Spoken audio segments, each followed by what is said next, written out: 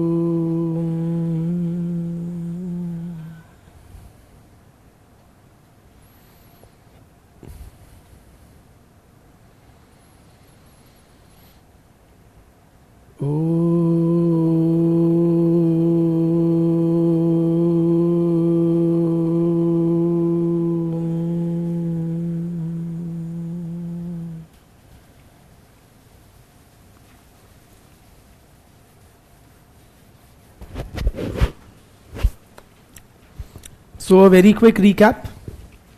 Yeah, Betty.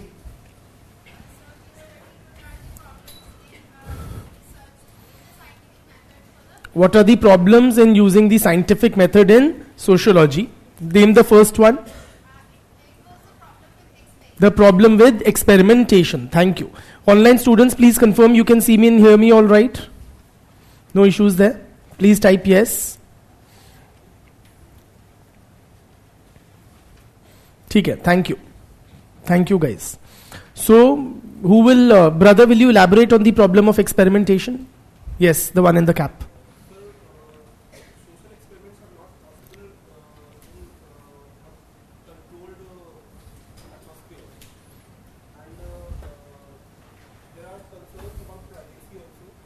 There are privacy concerns, difficult to replicate a controlled environment. For many, you don't make very blanket statements in a field like sociology. You don't say they are completely not possible. ऐसा भी नहीं है. They are possible, but to a much lesser degree than in the natural sciences. Yes, correct. Continue, brother. Yes, his neighbor. There are too many variables also involved. Betty.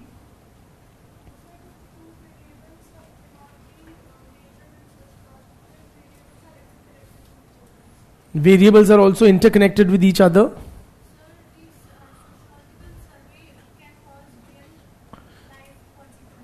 Experiments in sociology will have real world impacts or consequences. Betty? Yes. Yes. Tell me other issues with using the scientific method in sociological research. That was stated already. इन पढ़ के बोला तो क्या बोला पढ़ो but घर पे पढ़ो ना did you revise no you didn't brother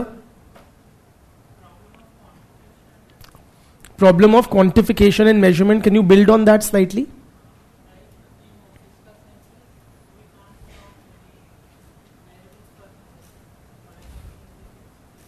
for example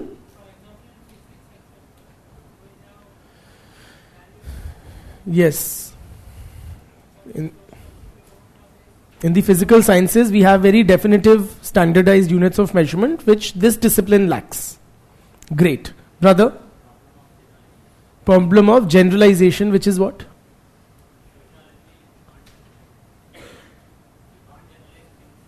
We can't generalize. Why?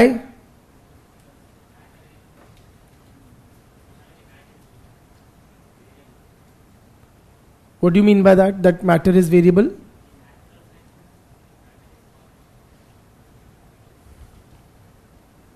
You're not saying it, articulating it properly actually, no? Betty? Yeah.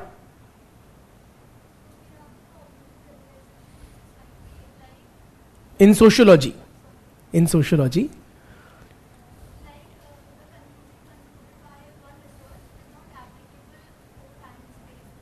ठीक है. And why? Why is it not applicable?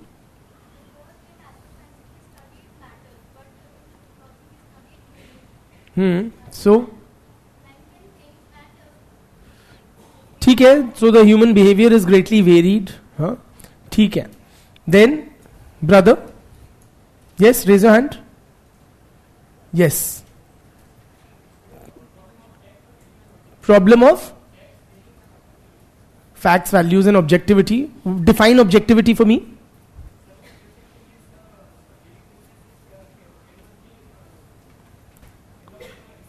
Sorry? The value preferences of the researcher do not influence the research. Good. Can you give me a scholarly definition of objectivity? Yes? Nahin. Scholar's definition. Robert कौन सा वाला? Robert Vadra, Ajit वाला Robert, कौन सा Robert? Yes, Robert Bierstedt. And how does he define objectivity?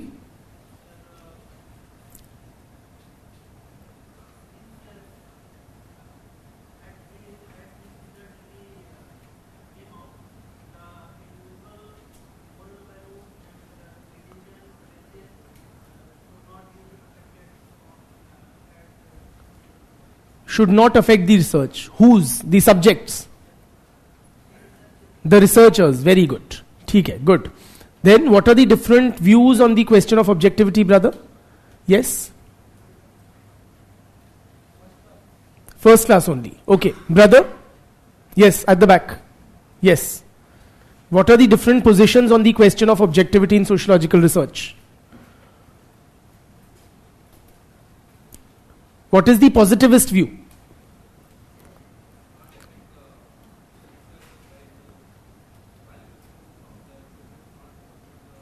Absolutely. So the positivists contend that sociological research is or is not objective. It is. It is objective, beta. It is not affected by the values of the researcher, which means it is objective, na? ठीक है? Brother? Yes? What is the non-positivist position on the question of objectivity? Sorry? Objectivity is not possible. Why?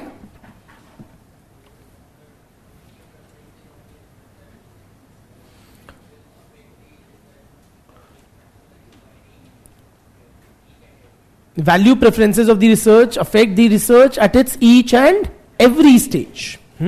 Absolutely correct. Can you, yes, tell me the names of some non-positivists who have spoken about this or we discussed in this context? Derek Phillips or Alvin Goldner? हाँ, A Goldner. ठीक है, good. But पूछा तो इनसे था. हाँ, आपको याद नहीं थे? याद है? ठीक है, तो आप अगला बताओ. What did we study next after the non-positivists? Sociology चल रहा है. And sociology में we are discussing the various views on objectivity. We've discussed the positivist position, the non-positivist position.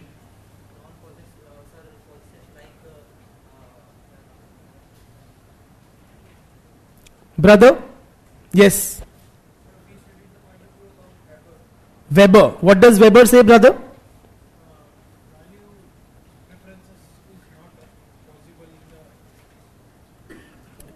So research is bound to be completely unobjective according to Weber? His position is more nuanced than that, no? He is not a non-positivist entirely on this question of objectivity. What is Weber's position? In Weberian approach, he suggests that in choosing a topic, Yes. you are bound to be inclined by your values, preferences. But why In the absolutely correct. In the selection of the topic of research, one is bound to be affected by one's own background and inclinations and value preferences. But value and rely on data. ठीक है, but after the selection of the topic, the subsequent steps the researcher should make a very concerted effort to keep his values aside, right? And how do you do that? And what are the terms we use, Beti? Yes, when Weber says the topic selection is affected by the value preferences of the researcher, what is the term we use there? The topic of the selection of the research topic is Beti? Yes?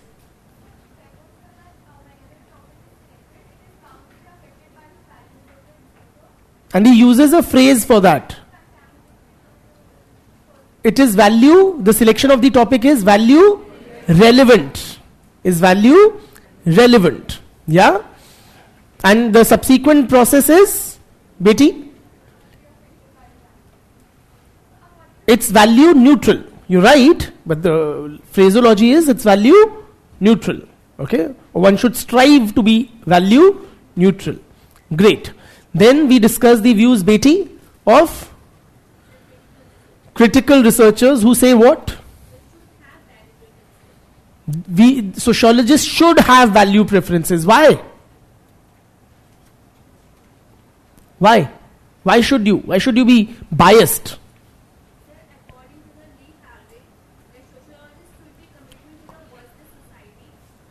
Absolutely. According to Lee Harvey, for instance, sociologists should be committed to bring about positive changes and improving the social conditions of the disprivileged sections of the society. Right? We should become a voice of the voiceless and the marginalized. बिल्कुल. एक और नाम बता दो कठिन वाला. हाँ वही. Absolutely. Carl Specken. ठीक है. Good. So this is what we had discussed. Any doubts first from the online students and then I'll come to the classroom students. Online students, can you please explain the difference? Can we stop the crosstalk, Bitiyas? Can you please explain the difference between caste, creed, class and race? Okay.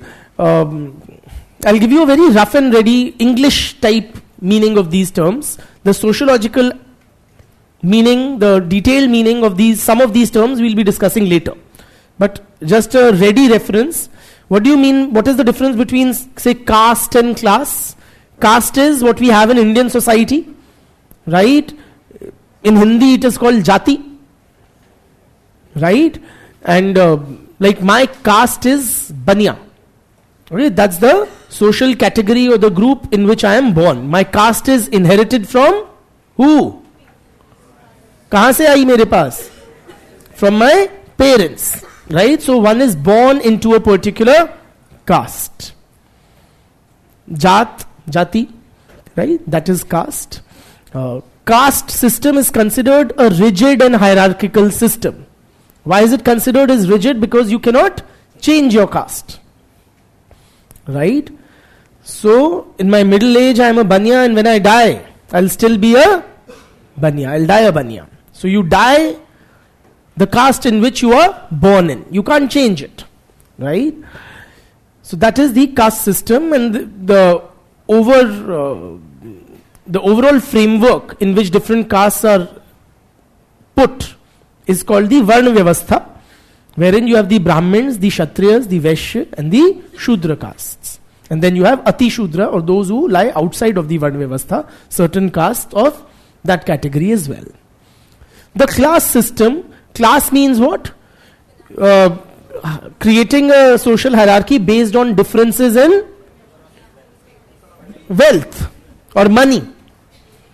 Yeah, so in every society you would have upper class and middle class and lower class. Rich, middle class people and the poor, the working class people. Right? So that is class. What is creed and race? Race basically means a classification of human beings based on physical attributes. Okay? like most prominently skin color. Okay, so globally there are three major races: blacks, whites and yellows. हम थोड़े yellow type के लोग हैं. ठीक है, हाँ ठीक है. Yellow more proper is the Chinese people. Okay, but हम भी कुछ उसी टाइप के ही हैं मोटा मोटी फ्रॉम द वेस्टर्न पर्सपेक्टिव. हाँ, एंड क्या बच गया? Creed. Creed basically means follows of a certain belief system, typically say religious beliefs, okay, or could be other kinds of beliefs as well, but generally follows of a belief system. ठीक है, so this is the general meaning of these terms.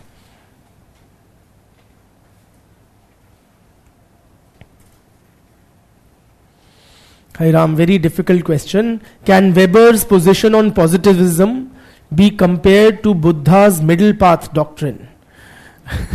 So I wouldn't dare to compare a Weber with a Buddha, right? Simply because of the difference in their social impacts. And the Weber was an academician, right? He died, he suffered for a very long period of depression, and यही सब था उसके जीवन में. He was an academic and a bureaucrat at best. Right? Buddha's impact on society is far more profound, so the two are incomparable. Only to a limited extent we can say that Weber does lie somewhere between extreme positivism and extreme anti-positivism.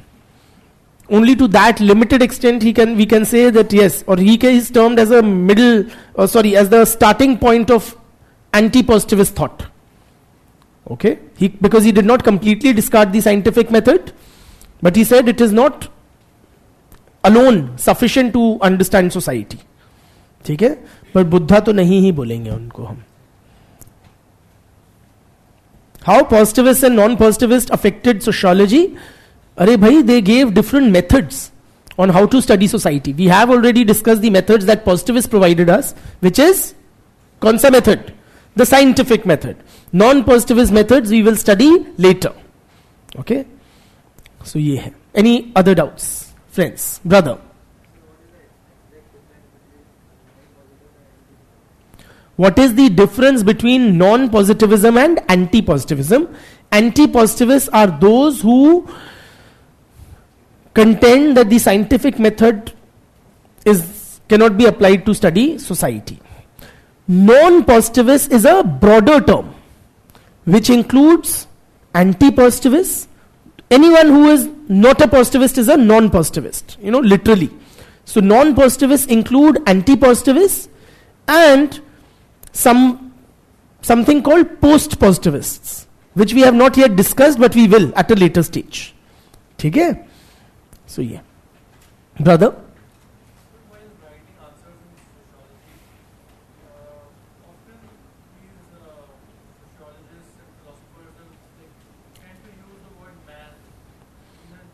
So you're saying which is like,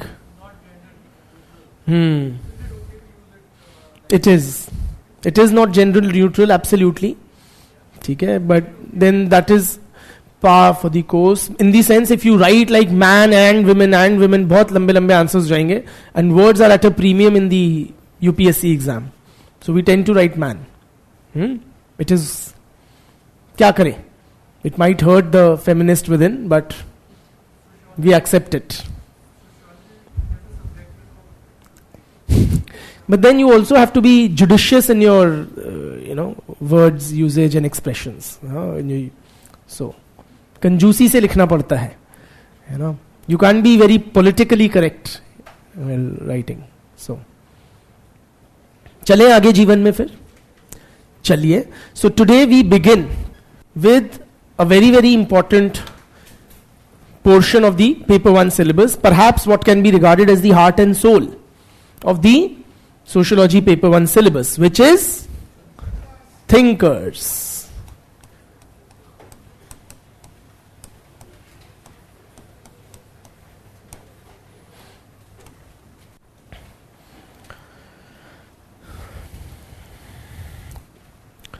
in our sociology paper 1 syllabus, there are 6 thinkers.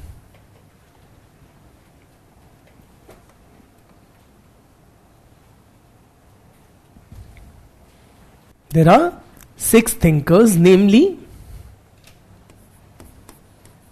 Sri Emile Durkheim,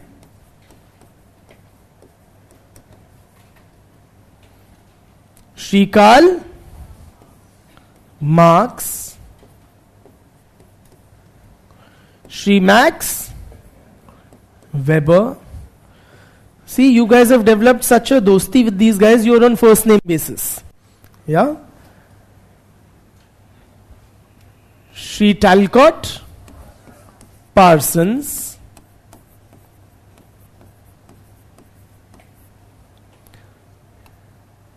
Sri Robert King Merton,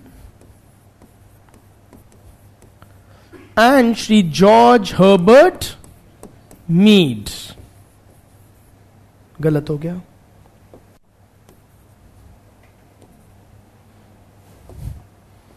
George Herbert Mead. These are the 6 thinkers in our sociology paper 1 syllabus.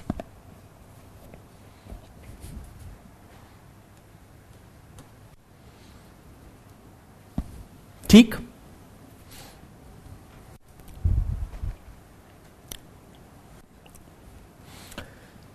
Out of these 6 thinkers, 4 are relatively more important in the UPSC examination.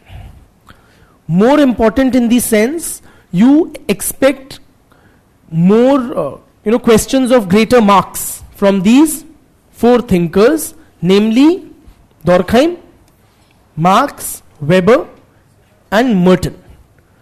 Relatively, Parsons and Mead have lesser importance or weightage in the exam.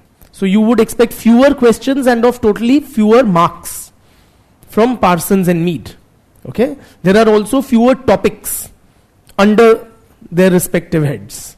In the other 4, you have more topics, more content. Okay? Nevertheless, we will be discussing all 6 of them. Thank you.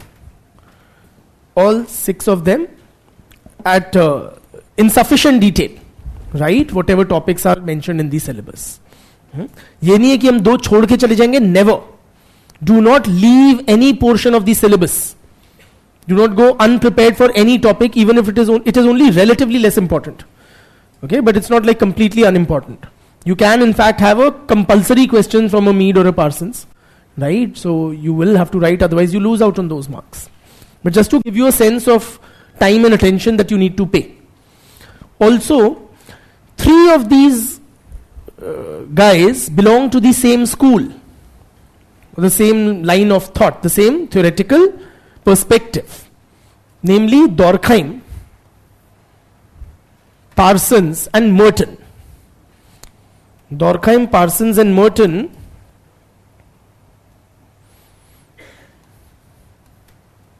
are functionalists.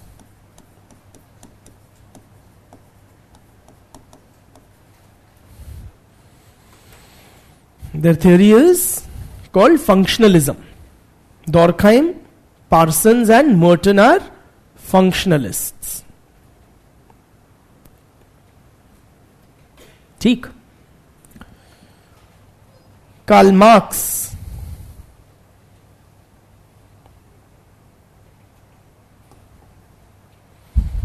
his perspective is known as conflict theory, or he's a conflict theorist.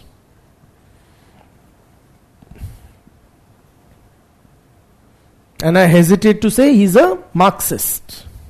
Okay? It's not very appropriate to call Marx a Marxist, but kya kare? So better if we call him a conflict theorist. His children can be termed as Marxists. Children as in his intellectual successors. Right? Yanke chele.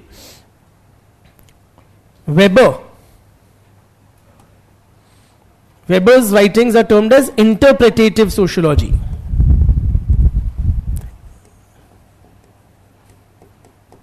He's an interpretative sociologist.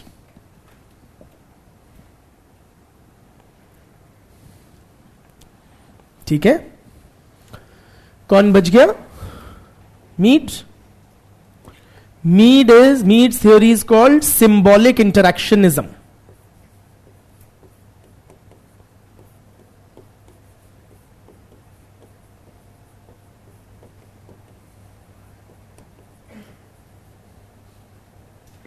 Symbolic interactionism. That's a wrong color, है ना? But you can write symbolic interactionism. ठीक?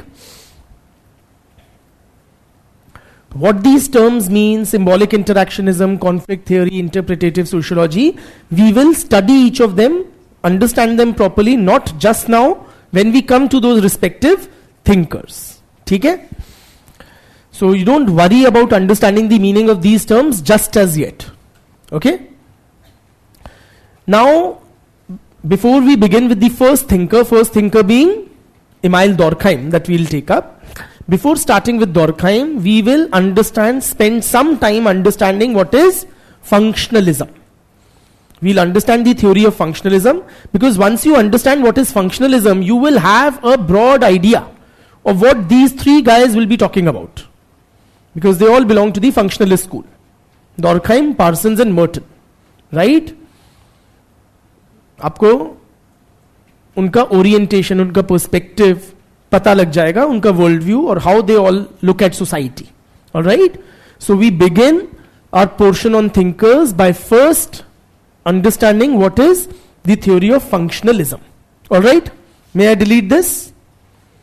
या? So let us begin. We're trying to understand what is functionalism.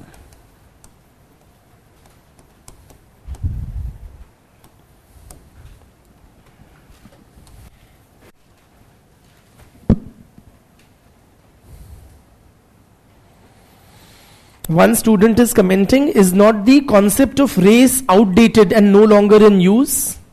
That is, I would say, somewhat correct. Okay, but I will not be able to do justice explaining it at this juncture. We will discuss that at a later stage when we come to it. But it has been a popular classification of human beings, should I say. Chaliye, coming back to the theory of functionalism. All of these, friends, when we say conflict theory, functionalism theory, symbolic interactionism, these are theories. What do we mean by when we, say theory?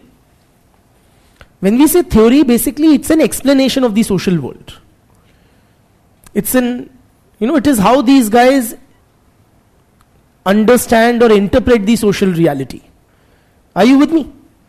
So functionalism is a particular way of understanding and explaining social life, or what we can say simply it's a theory.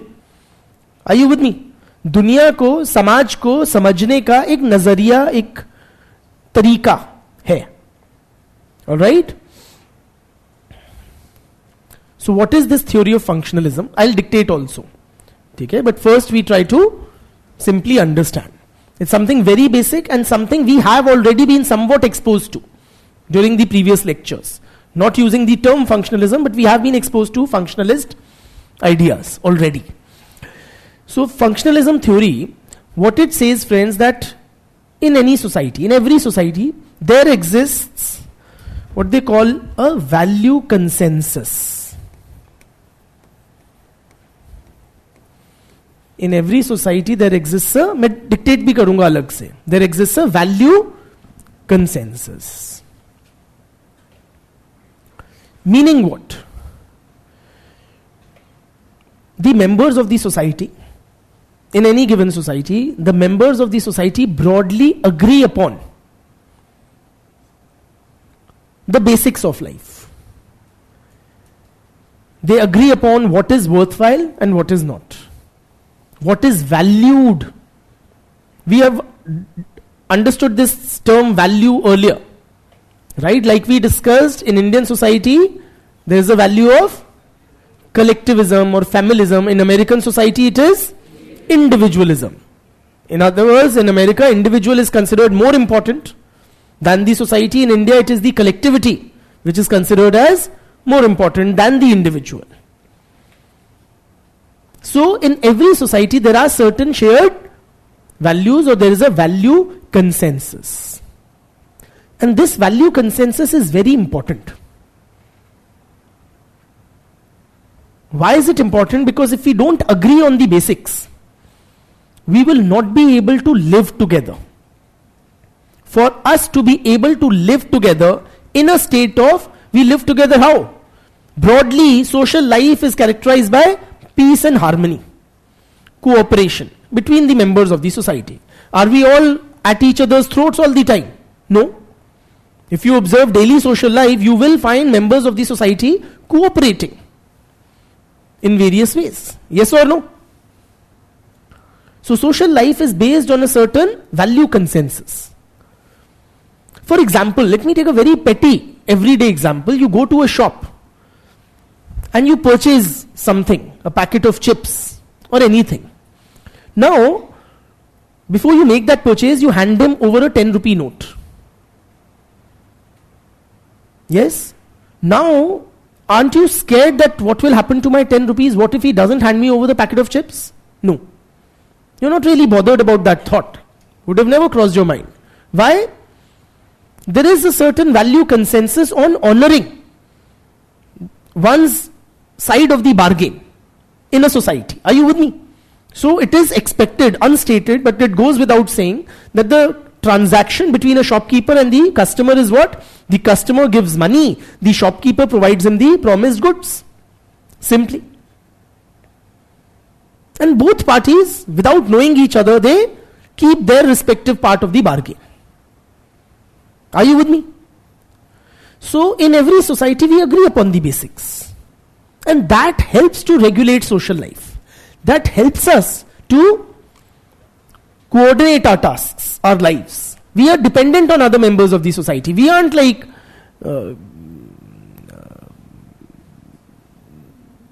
isolated atoms, right? So social life requires cooperation and coordination with others. That is possible because of a value consensus. ठीक है? In every society, functionalists tend to argue there are certain shared, this is all functionalist bhasha. Okay, what are the terms I'm writing here? There are certain shared norms and values. There are certain shared norms and values. Meaning what? Shared values we've already discussed. Values are the broad principles, yes or no, which we abide by, or what we consider as worthwhile, the overarching framework which guides our behavior in many ways. Norms, on the other hand, what are norms? Social norms. Social norms are very specific guides to human conduct in different situations. They are specific guides to human conduct in different situations. हमें कब क्या करना है, हमें समाज clearly बताता है. And वो जो समाज बताता है उनको हम बोलते हैं social norms. For example, there are norms governing dress. There are norms governing food. There are norms governing social interaction with different categories of people. There are norms governing sexual behavior. There are norms governing so many things. Each and everything that we do as human beings.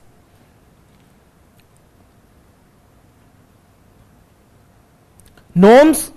So for example, what are the norms governing dress? What kind of clothes are we supposed to wear? The society tells us. And those are very specific to the category of persons, to the situation. For example, in every society you have something which is considered as appropriate clothing for men and appropriate clothing for women. Yes or no? कुछ लड़कों के लिए कपड़े होते हैं, कुछ लड़कियों के पहनने के लिए कपड़े होते हैं. So in our society, sari is an appropriate clothing for women. Kurta pajama is an appropriate clothing for men. Right? Not just gender specific, they are also age specific. So what a 5-year-old boy is expected to wear is different from what a 15 to 20-year-old teenager is expected to wear, or a 45 to 50-year-old middle-aged man is expected to wear. Yes or no? Clear? समाज हमें बताता है हमें कब क्या, किस उम्र में, किस जेंडर के लिए, किस सिचुएशन में क्या कपड़े पहनने. The clothing that we wear is also, say, situation specific. You would wear, say, a very jazzy kind of a clothing if you're going to a rock concert. But it would not be appropriate clothing, say, for a mayyat. If you're going to somebody's death rituals. Yes or no? In the death rituals, you would be expected to wear more staid or pastel colors and white frequently and so on and so forth. Not jazzy, not in your face, not loud. Are you with me? What one is expected to wear in a classroom kind of situation is very different from what one is expected or told by the society to wear on the beach or by the swimming pool. Yes or no? So these are what? These are norms governing dress or clothing. Very simply. Clear? Similarly we have norms governing food. हमें क्या खाना चाहिए? समाज बताता है. तो Indian society में हमें क्या खाना चाहिए? क्या बताता है आपका समाज? What are the norms governing food? या कुछ भी? ईंट खा जाओ?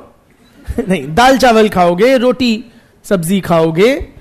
What are considered as food items?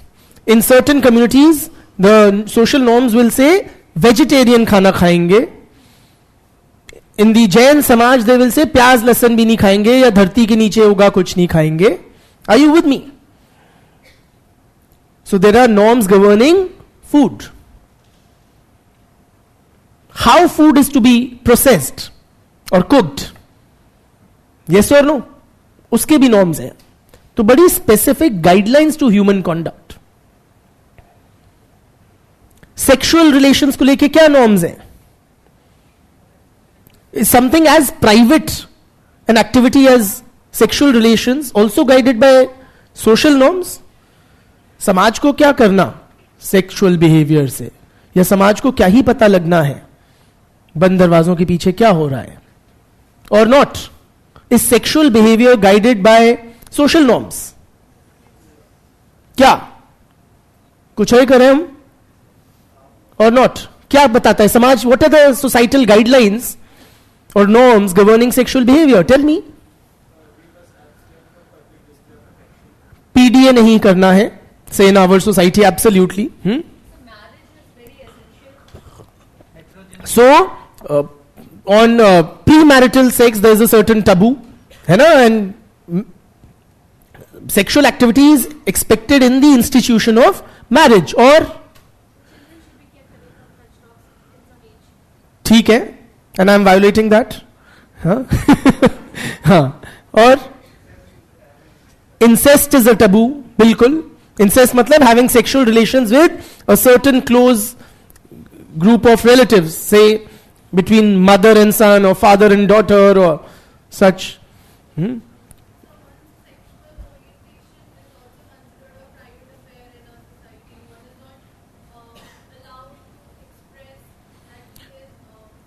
The society prescribes heterosexuality simply.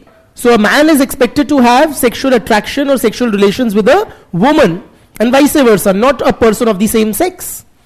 Right? So there are so many norms governing sexual behavior.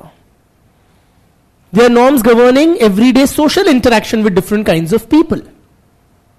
Yes or no? For example, there are norms governing interaction between teachers and students, which are different from the norms governing social interaction between friends. Yes or no? How is the teacher-student interaction supposed to be as per the norms of the society? It is supposed to be, there's a certain degree of formality. Yes or no? A certain distance. Yes or no? That is expected in a teacher-student relationship in our society. For example, if you were to come and say, "Aur bhai kya haal hai?" with a pat on my back, I would be taken aback. Why? Because that will not be as per the social norms. Yes or no? But if my friend does it, will I be taken aback? If my school buddy? No. Between friends वो चलता है, वो समाज ने निर्धारित किया है, prescribe किया है, that's how friends behave with each other. But not in a teacher-student relationship. Between friends also, you are expected to behave differently, say with your friends of the same sex as you and those of the opposite sex. Yes or no? So for example, with members of the opposite sex, a certain greater distance, etc., less of physical touch, etc., would be expected than, say, between members of the same sex. Right? So there are norms or guidelines which society lays down for so many aspects of our lives. Society is telling us that this is how you're supposed to conduct yourself in different situations. Okay? So there are, in every society, there are certain shared norms and values.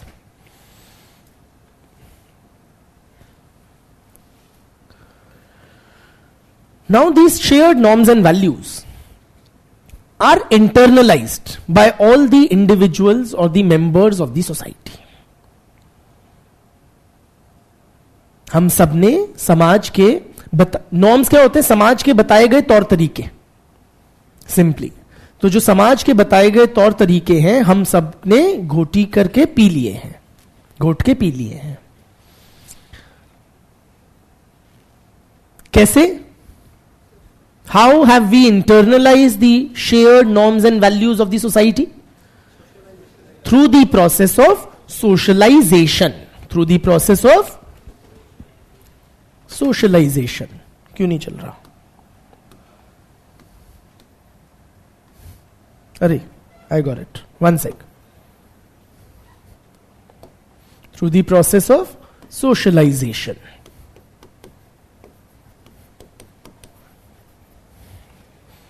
What do you mean by the term socialization? A fancier term for being taught. Right? So we all have been taught the ways of the society. We have been taught that what is the appropriate kind of clothing for your gender, for your age, for various occasions. We've been taught by the society what is considered as acceptable food item in our society and in our culture. Yes or no? We've been taught how to behave with elders, how to conduct ourselves with the opposite sex, with the same sex, with teachers, with relatives, and with bosses. All of that. Yes or no?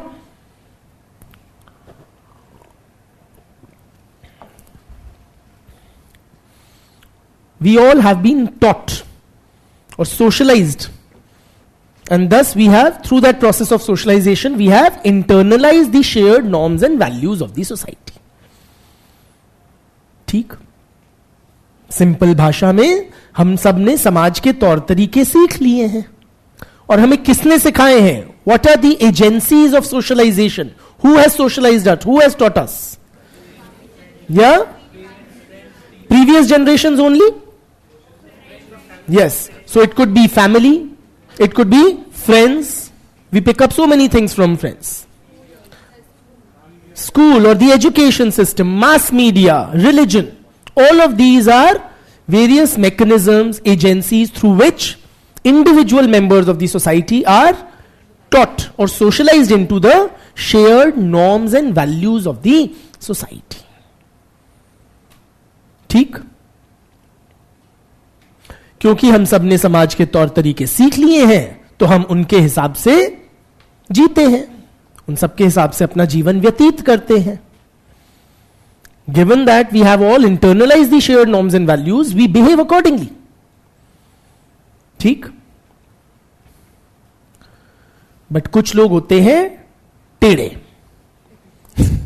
There may be erring individuals in every society who do not adhere to the shared norms and values of the society,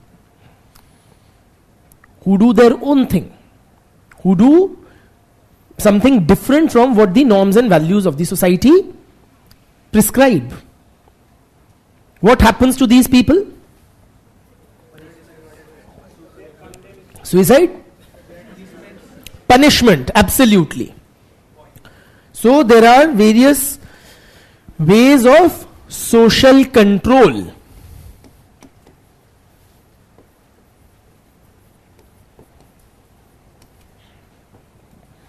That society uses to ensure that individual members comply or live their lives according to the shared norms and values of the society.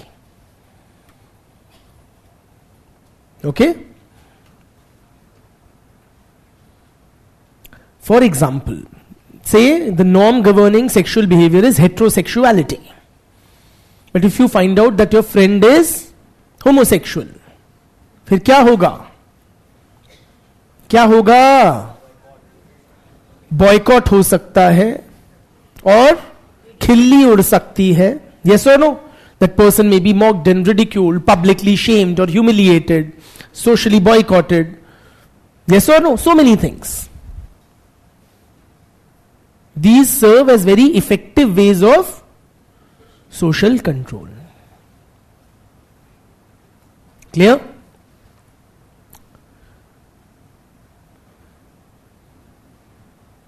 Social control can be both positive and negative. What we have discussed right now is negative. Negative matlab in the form of a punishment for those who do not conform to the social norms and values. But if a person does conform to the social norms and values, there will be positive mechanisms of social control, meaning he will be rewarded by the society for conformity. How do you reward a person for conformity? It could be by, say, formal ways, such as giving a medal or an honor. Are you with me? Or it could be informal ways, like a shabashi or a pat on the back. Yes or no? Or public aplomb and approval. Are you with me? So instead of homosexual, if you are heterosexual and you give birth to a boy, what will happen? You will be feted in the samaj, celebrated. कि वाह बेटा तुमने खानदान का नाम रोशन कर दिया, चिराग दे दिया. Yes or no? You will be, but only if you birth a boy. ठीक?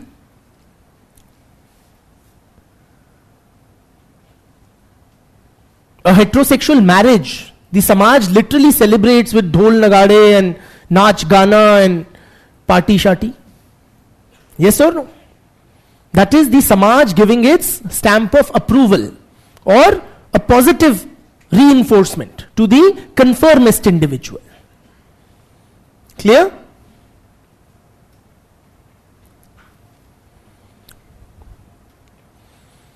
So using both these mechanisms, socialization and social control, the society ensures that all the individual members of the society behave as per the expectations of the society. ठीक है? तो जो समाज हमें कहता है वही हम करते हैं, जो समाज चाहता है वही हम करते हैं, जैसे समाज चाहता है वैसे ही हम जीते हैं. And that is very important from a functional perspective. It is very important that we behave as per the societal expectations. Otherwise, our lives together will simply not be possible. It will be chaos. It will be a situation of utter chaos if we don't have shared norms and values to which we all abide by. Say in everyday interactions, you expect something from a teacher, and I behave like a teacher as per your expectations. Now, why do I behave as per your expectations? Because I am a part of the same society.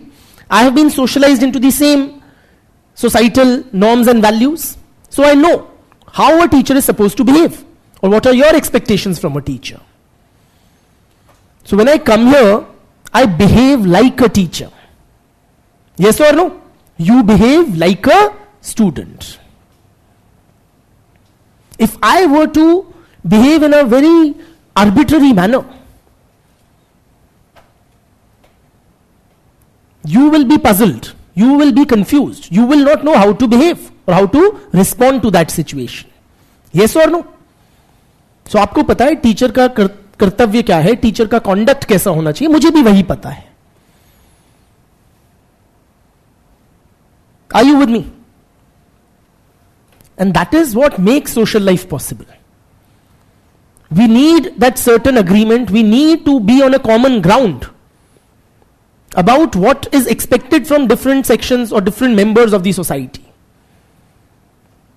So the individuals can play according to the script the society has handed over to them. So the society has handed over to me the script of a teacher, the script of a father, the script of an employer, the script of a middle-aged man, and so on and so forth. And I am fulfilling those roles as per the expectations of the society. ठीक? तभी collective lives are possible. If each person was unique and doing his own thing, we will be in a state of utter chaos and confusion. You won't know how I have to interact with the other guy. But you can classify me as a teacher, as middle-aged, and so on, as male. And accordingly you can interact with me. And vice versa. Are you with me? So ये है the theory of functionalism. Clear? लिखो.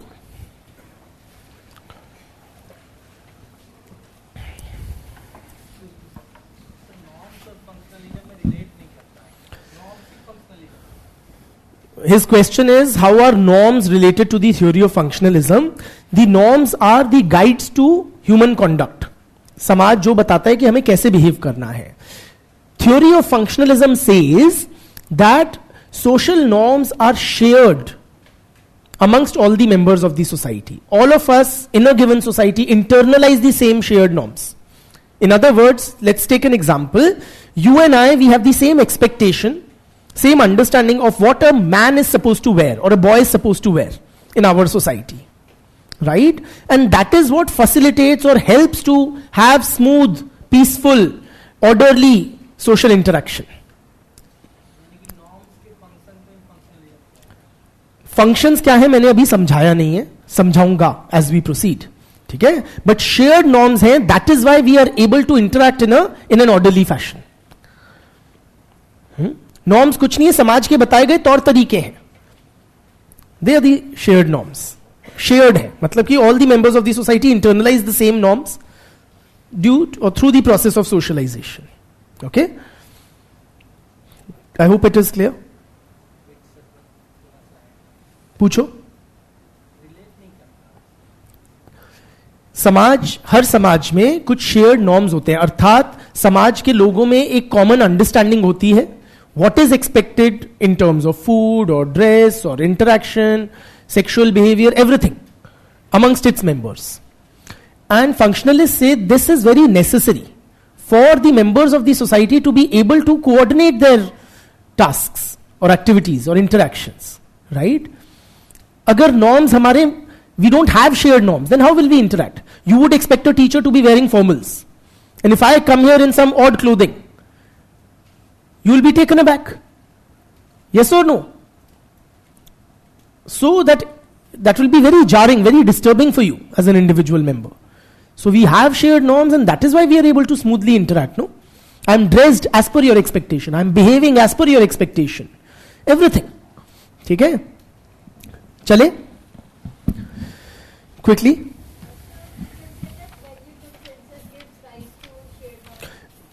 In a way, yes. She's saying value consensus gives rise to shared norms. I would say values are the overarching framework. Norms are the specific and detailed guidelines. Like, we are so modernized nowadays, but still the norms we are using for the society are so backdated. Like, how we can say that they are shared norms? Norms and values also change with time. So the norms and values of our Indian society, for instance, are in the process of in a state of flux. For example, while discussing or comparing Indian and American society, we said there is a values of collectivism in India and individualism in the West. But tell me, isn't the value of individualism also very rapidly creeping into Indian society? And we also becoming increasingly individualistic and seeing it as legitimate. Forget everywhere else in your constitution. It is premised on individualism, on the liberties of the individual, rights of the individual. Yes or no? So the unit of this thing in the constitution is the individual. It encourages or promotes that what we are terming as a Western value. So values and norms change, beta. ठीक है? चलिए चलिए चलिए चलिए ठीक है? क्या लिखा है अभी तक बेटा? Functionalism. Very good. The theory of functionalism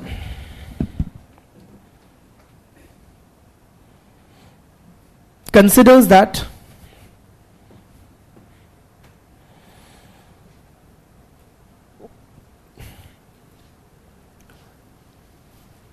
there exists a value consensus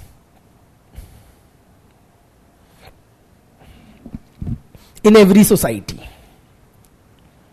There exists a value consensus in every society. Full stop. In other words,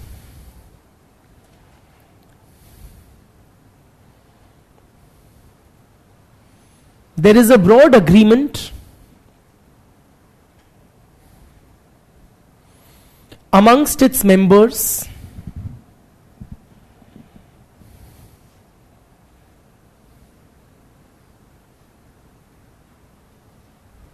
governing their collective lives. Governing their collective lives.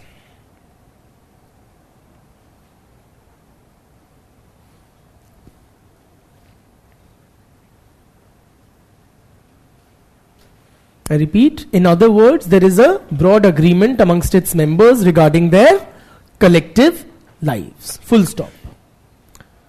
Social life is based on shared norms and values.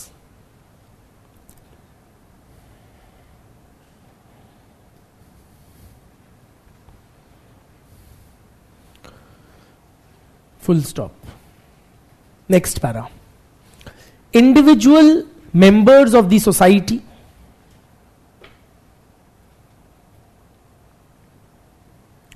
are taught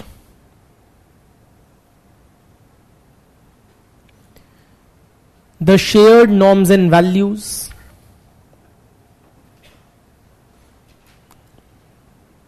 I repeat, individual members of the society are taught the shared norms and values through the process of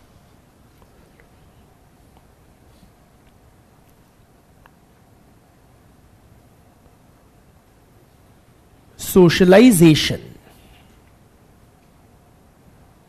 Underline these keywords: value consensus, shared norms and values, socialization. So when you're writing an answer on functionalism or of a functional theorist, you can use these jargons. Okay?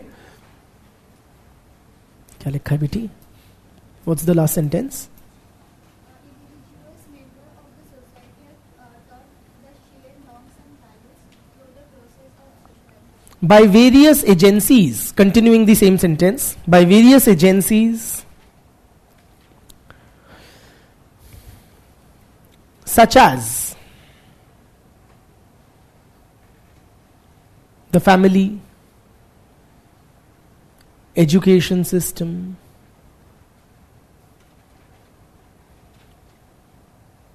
religion, mass media, etc.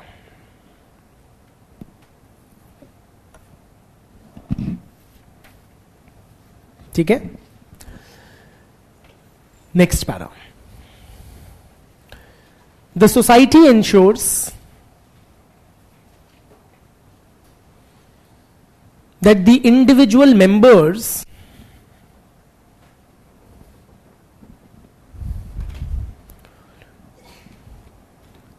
adhere to the shared norms and values, या follow the shared norms and values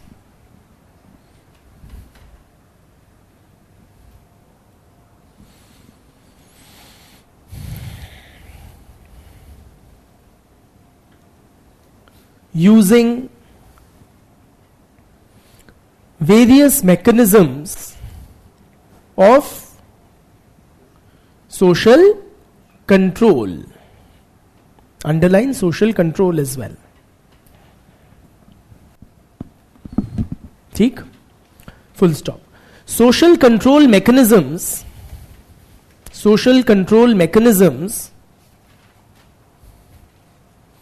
may be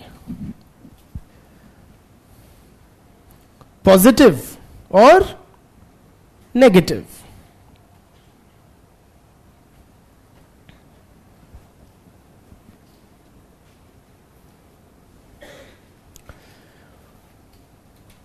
Full stop. Positive control mechanisms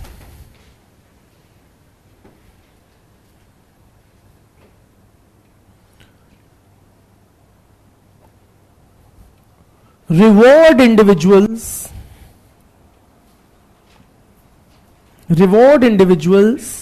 for conformist behavior.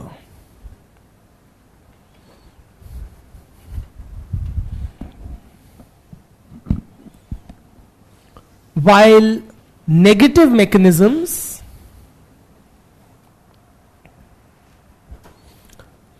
punish them for deviant behavior.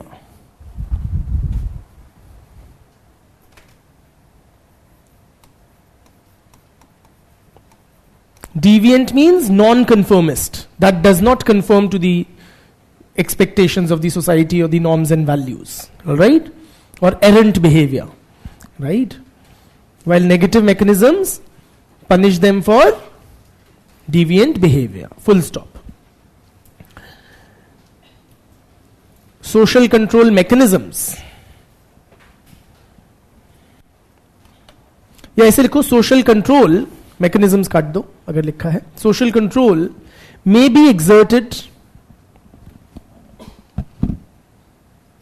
through formal mechanisms,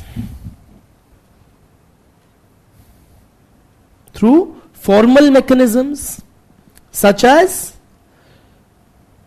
law and administration. For example, earlier homosexuality was a criminal offense in India. So a person engaging in homosexual unions could be punished by law, right? Now it's been decriminalized. Such as law and administration. Social control could be through formal mechanisms such as law and administration, or through informal mechanisms such as, क्या कानून नहीं है, अब तो homosexuality legal है, but क्या अब भी society will tend to punish it in some way? How? Through social boycott, informal mechanisms like social boycott, absolutely isolation, है ना, ridicule, etc.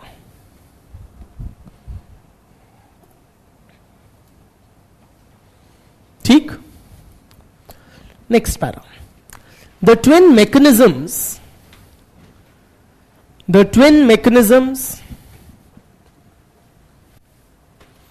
of socialization and social control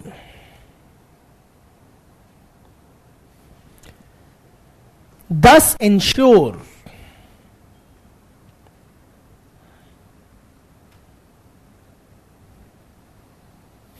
that the individual conforms to the expectations of the society.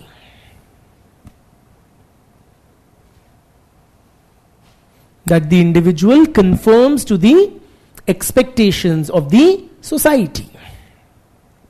Full stop. Therefore,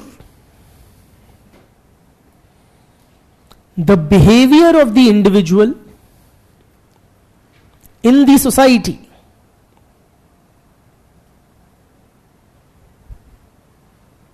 is what? Predictable or unpredictable? Is predictable and well structured. Therefore, the behavior of the individual in the society is predictable and well structured. ठीक है? Full stop. थोड़ा सा और समझेंगे and then we will write again. Okay? A little bit of explaining now and then we will. Yes? Yeah. Sir, if there is any contradiction between legally accepted behavior and socially accepted behavior, this shared norms and values will be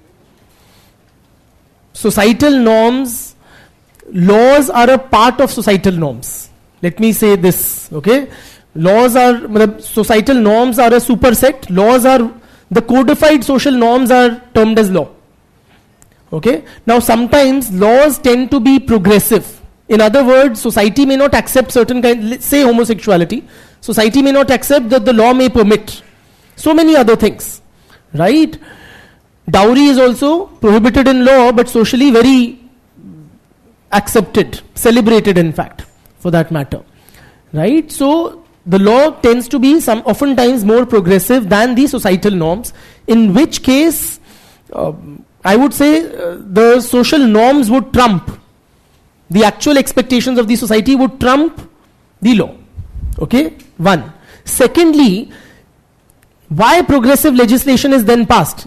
Is it completely futile? No. Why? Because change in law also helps over time to change the social norms. In this context or in this example, now that homosexuality has been legalized, it will help to increase the acceptance of homosexuality in the society also. Are you with me? So something being a criminal offense itself is a taboo. Right कि देखो तुम कानून तक कहता है तुम गलत कर रहे हो. Okay, so that is the thing. चले आगे. सो another dimension, we'll stay with functional theory, but another dimension to it. Functionalists, they don't write, I'll dictate. Functionalists, they tend to use two important terms in their theory. They compare the society to an organism, and there's something called the society has a definitive structure, and its various parts perform different functions. The society has a definitive structure and its various parts perform different functions. What do we mean by these terms, structure and function? The word structure, okay, what does it mean? English language, forget sociology. In normal English, what do you understand by the word structure? Normal word. Sorry, framework, dhacha, yeah, or the banawat, how something, what is it made of, or how is it comprised, or whatever. Yes or no? So if you were to explain to me the structure of this pen, what is the structure of this pen? Sorry, it is cylindrical. और बताइए. It is violet in color. Very good. I didn't know that. I thought it's like purple or something, but it is violet. What else about the structure of the pen? Conical at one end. I'll show you. Surprise. See? It's got a nib inside, or a, what's it called? Nib? Whatever inside. Yeah, what else? It has X length, Y diameter. Are you with me? It has a plastic body. This is the structure of the pen. There is a spring inside and so on and so forth.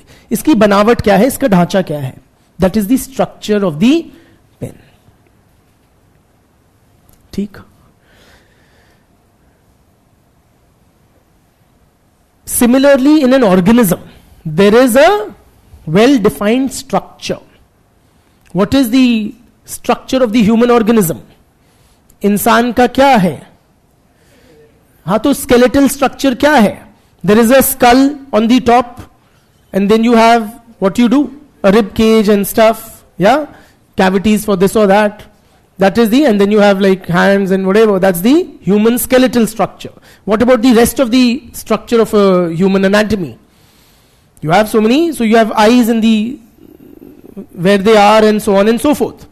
You have the heart where it is, and the liver where it is, and next to it is this or that, whatever. That is the structure of the human body or an organism. Please appreciate, when you use the term structure, it indicates that things are put together in any hashtag manner. Random, arbitrary. If I put together a brain and a kidney and this thing, is that a human being? बन जाएगा? नहीं.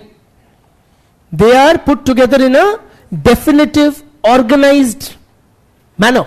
Yes or no? Likewise, if you just put together a spring and a plastic body and a nib, etc., will it make a pen? No. It is put together in a definitive manner. Are you with me? Likewise, in the society, there is a definitive structure. You have various social institutions. For example, in Indian society, you have the caste system. So is it any random putting together, cobbling together of different castes? Is that the caste system? Tell me whatever little knowledge we have as laymen, as Indians, about caste. कोई भी 4 जातियां रख दो, क्या caste system बन जाता है? नहीं. एक ऑर्डरली अरेंजमेंट ऑफ कास्ट होता है, with Brahmins at the top and so on and so forth. Yes or no? In a hierarchical, well-defined order, different castes are arranged. Likewise, in the family, does the family have a definitive structure? क्या? कहाँ होते हैं father compared to children? ऊपर होते हैं. Yes or no? और grandfather उनके भी ऊपर होते हैं in a joint family.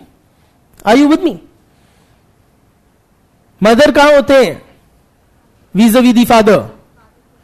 Side wide में नहीं होते हैं.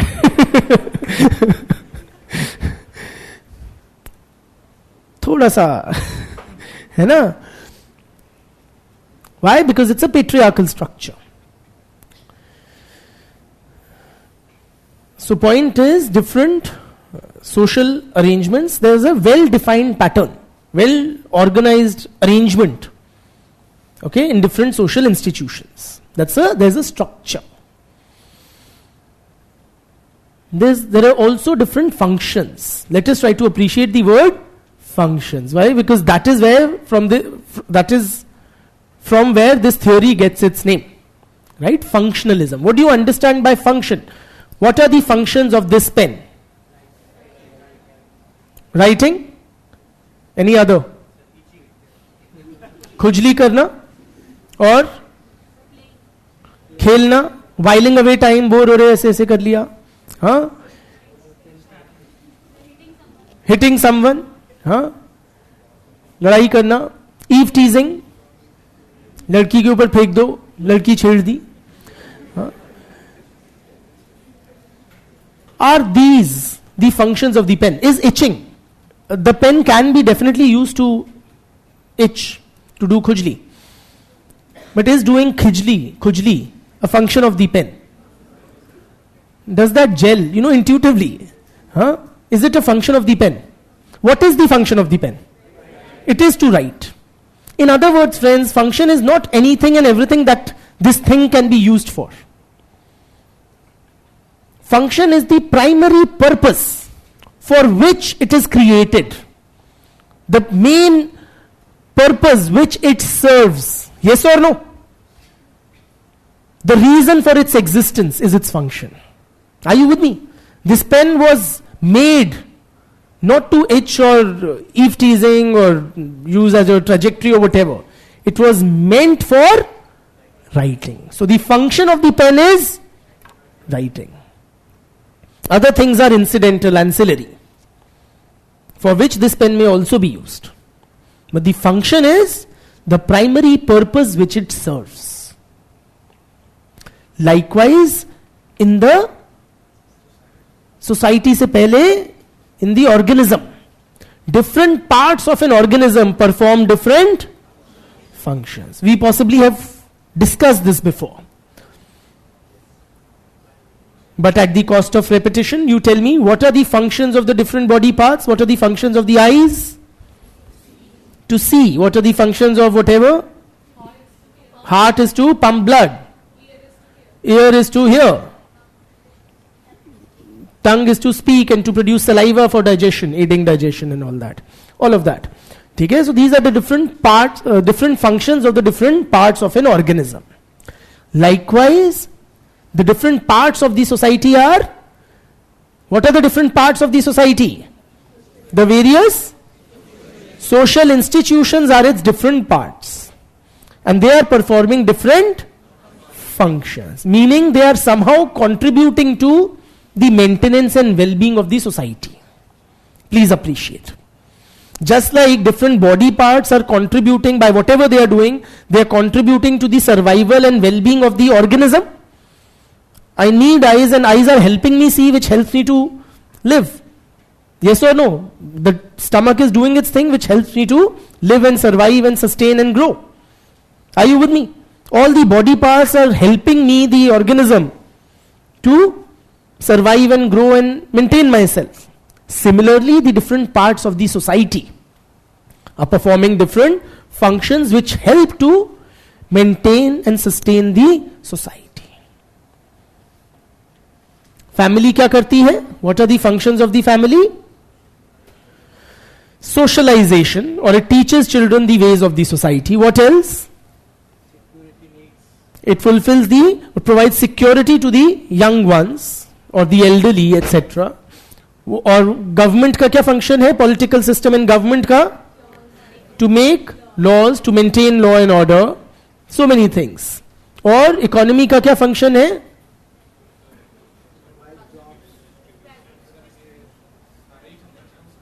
सारे ही फंक्शन है उसके तो. Let's be more specific than that. Economy का क्या फंक्शन है?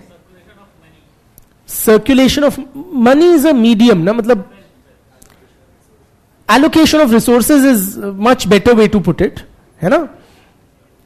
Sorry?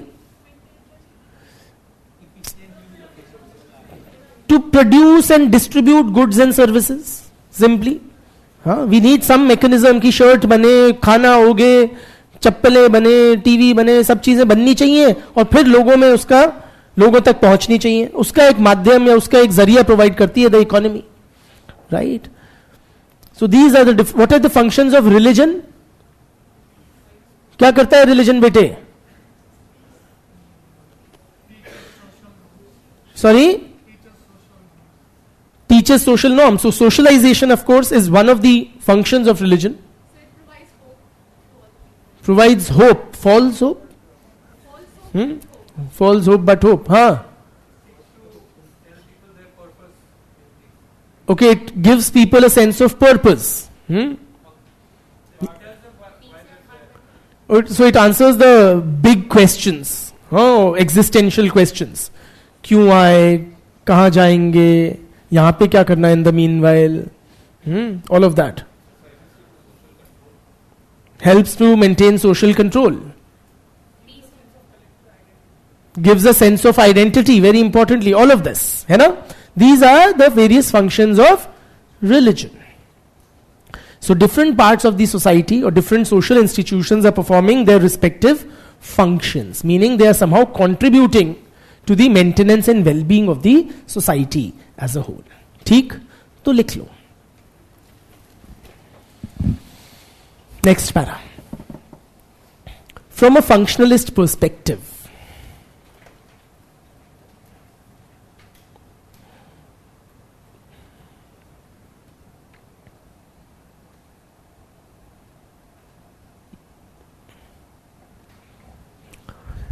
the society comprises of various social institutions.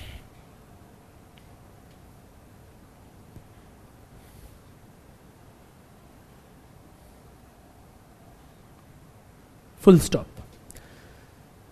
These institutions are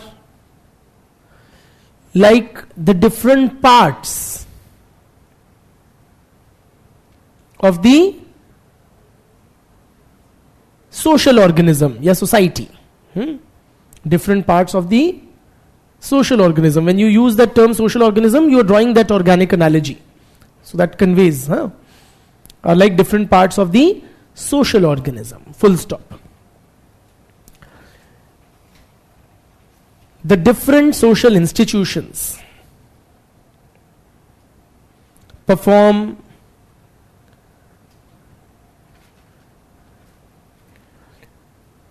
different functions. Stop.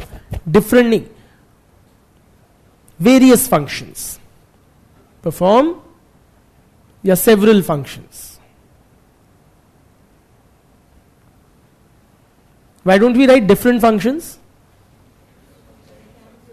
They can be, so two institutions may be performing the same function. Like so many institutions are engaged in socialization. Yes or no? So it's not that they are exclusive. Okay? So we don't say different are performing different, various or several functions. The function of a social institution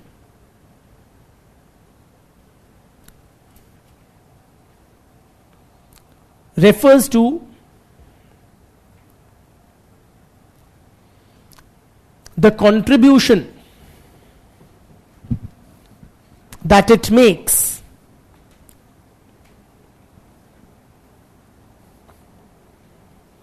to the maintenance and well-being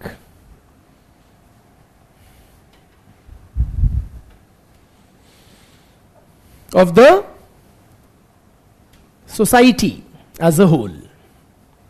Society as a whole. WHOLE. Full stop. Without the performance of these functions, the society will not be able to exist.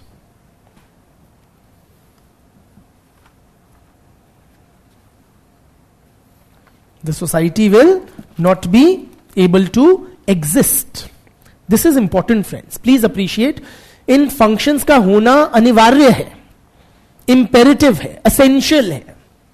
Without these functions being taken care of, the society. So, in every society, you do need a mechanism to teach the ways of the society to the next generation.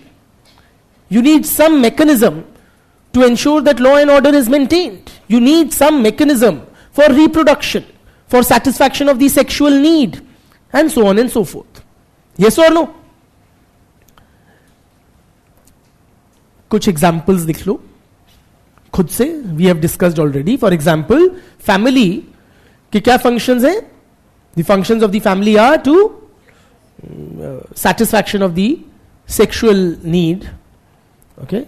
Primary socialization या socialization.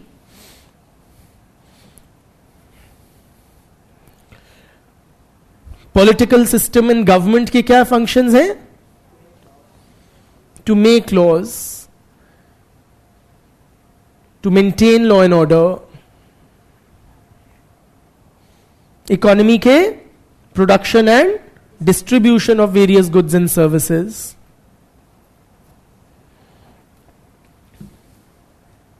ठीक है.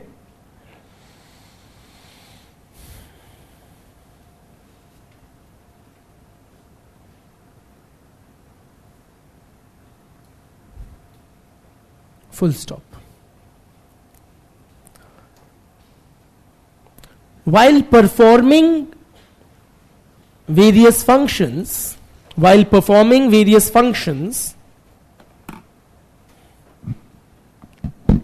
the different parts of the society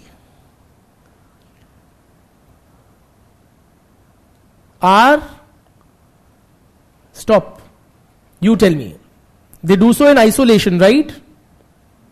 Because when the family does its thing, it has nothing to do with, say, religion or economy or the political system, right? No. Why? Family अगर बच्चे पैदा कर रही है तो उसका political system से, religion से क्या रिश्ता है? Sorry, today's children are tomorrow's voters. Huh? Absolutely. Also, government may lay down policy or promote, say, the small family norm. In China, they had a very strict one-child policy. In India, we don't have strict, but still the government promotes small family norm. The government promotes contraceptive usage, encourages it. Yes or no? So as to bring down the fertility rate and control the overall population size. So many things. Religion might also teach you something. क्या होने चाहिए बच्चे? हाँ, mail above everything else. ठीक है, वरना चिता को आग कौन देगा? It's important. Okay. So there are different social institutions or different parts of the society are interrelated and interdependent.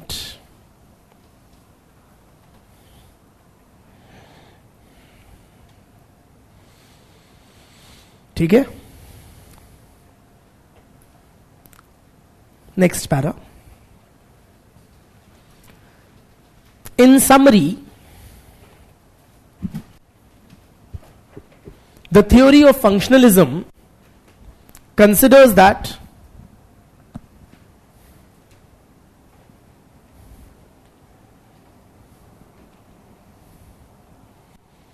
I repeat, in summary, the theory of functionalism considers that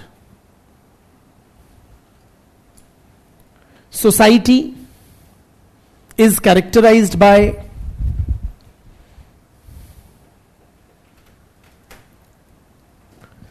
shared norms and values,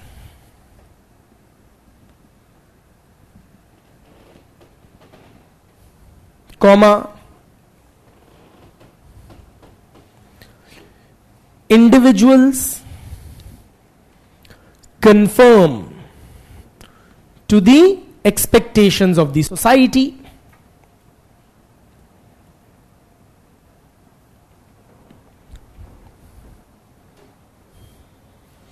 and various social institutions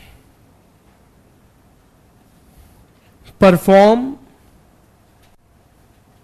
various functions. Various social institutions perform various functions for the well-being of the society.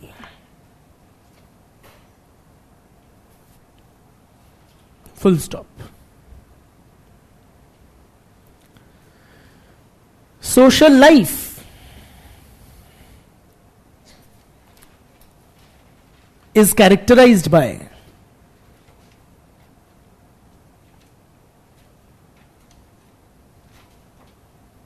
consensus,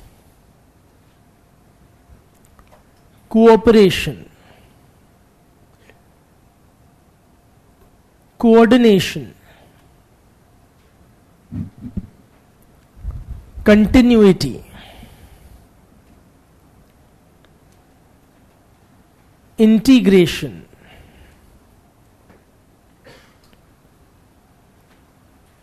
consensus लिख लिया, हाँ,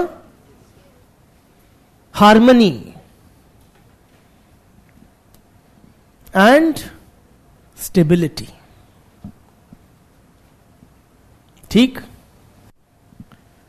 this is the theory of functionalism.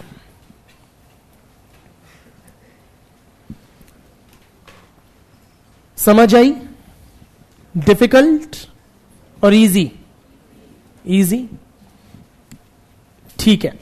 So we now take a short break, after which we रिकमेंस.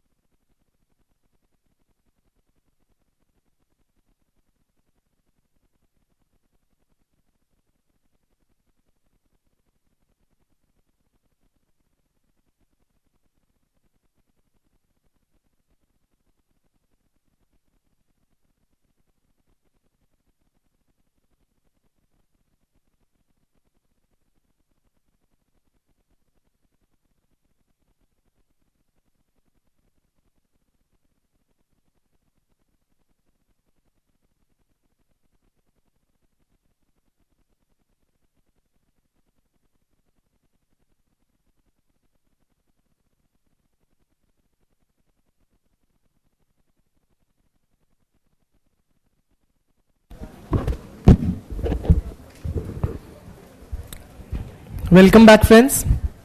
We have a couple of comments or questions.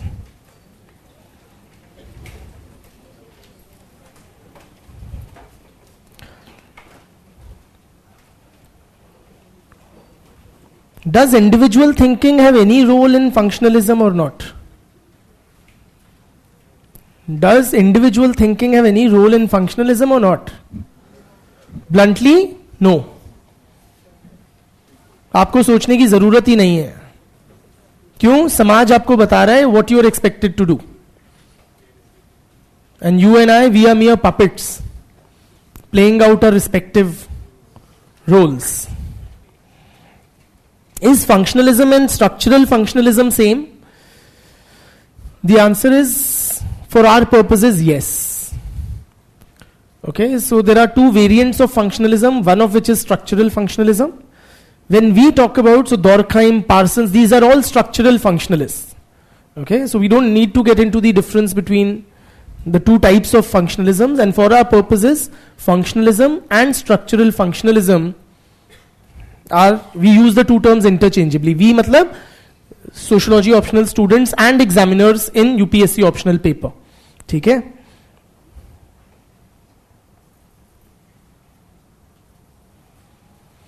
Is society strictly governed by functionalism? That's a very wrong way of framing the question. Society is not governed by academic theories. Academic theories are trying to interpret the nature of social life. And according to functionalists, society is governed by shared norms and values. ठीक है? Functionalism क्या है? ये तो एक academic theory है ना, एक सब्जेक्ट का समाज को समझने का तरीका है, और उनके हिसाब से समाज या जीवन जो है हमारा समाज में, वो समाज के बताए गए तौर तरीकों के हिसाब से चलता है. Right? So that is that. चलिए, tell me, so you understood the theory of functionalism. What do you make of it? Do you like it? Or let me reframe the question. Are you in agreement with the theory of functionalism? Do you agree with it? Yes or no? If you agree, how will we proceed? We need to move on to discussing a criticism of the theory of functionalism. So evaluate it critically. Or what is there in it which you disagree with? Huh? What is disagreeable about it? कुछ तो गलत कह रहे होंगे या नहीं बिटिया?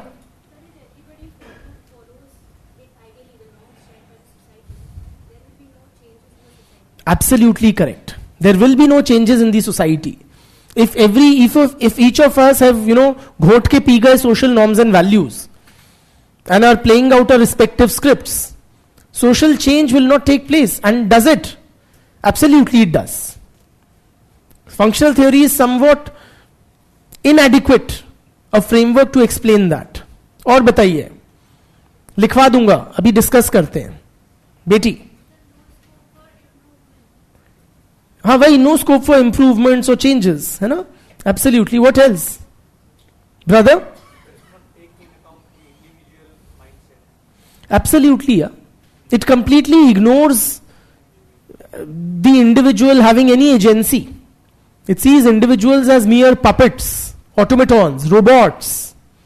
Yes or no? Whose all conduct is governed by society. हमारी कोई बुद्धि नहीं है, कोई डिसीजन मेकिंग नहीं है, कोई फ्री विल नहीं है. हम क्या हैं? हम सब कठपुतली हैं जिन्हें समाज चलाता है. Brother,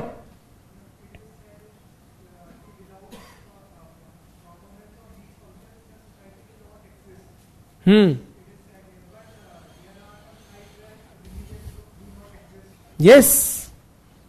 So a lot of functionalists would assume that religion is essential for society. They have written as much. It is essential. Why? Because it provides social cohesion, unity, shared norms. So, and you cannot have a society without these.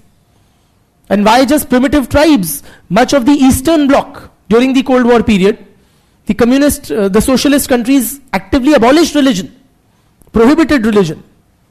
Yeah? But did that contribute to their downfall? Huh? Sir, the society might be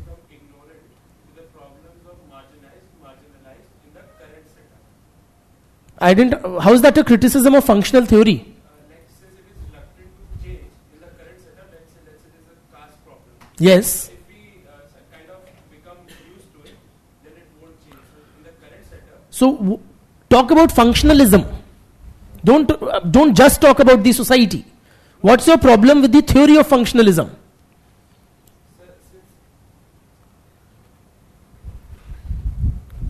Okay, let me frame it for him if I understand you correctly. Functionalism justifies the existing arrangements by highlighting the various positive aspects. It's all positive. Highlighting the positive aspects, the contributions, the functions of various social institutions. For example, in paper 2, when we study caste system, functionalists will highlight the merits of the caste system. Kya badhiya cheez hai. But you ask the lower castes who are at the receiving end of the caste system. Yes or no? You ask Ambedkar, who wrote a very scathing critique of the caste system. Are you with me? So functionalists tend to be status quoists. They tend to justify the prevailing arrangements, thereby preventing progressive change. And whose point of view do they reflect? Those of the dominant sections, oftentimes. Yes, Betty? Sometimes what social norms suggest is even against the constitution, like the laws in the constitution. हाँ वही मतलब it is status quoist and regressive in that sense, है ना बेटी? Yeah. The functionalist theory talks about what has already happened at one point of time and it is taking that in front.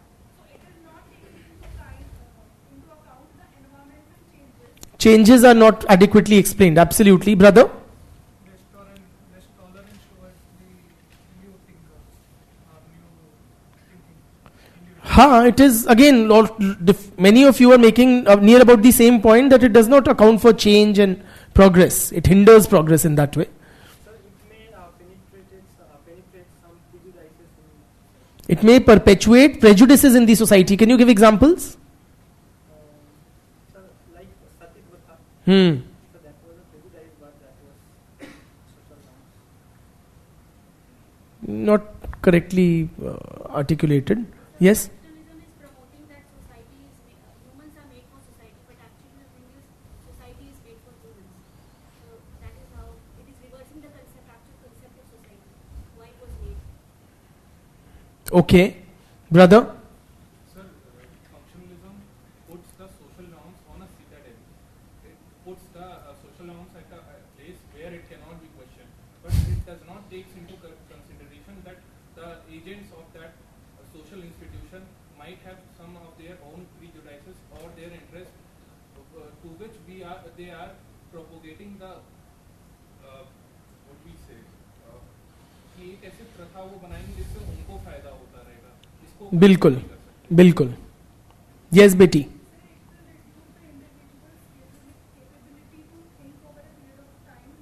Why do you say that it will reduce individuals' capability to think? Because it is not taking that into consideration. So over a period of time, the individuals of that society might एक academic theory तो है. Aren't you attributing too much power or this thing to an academic theory that it will prevent individuals from thinking? It does not acknowledge that people can think and take actions. That's one thing. Huh? Yes, I saw a hand here, Betty.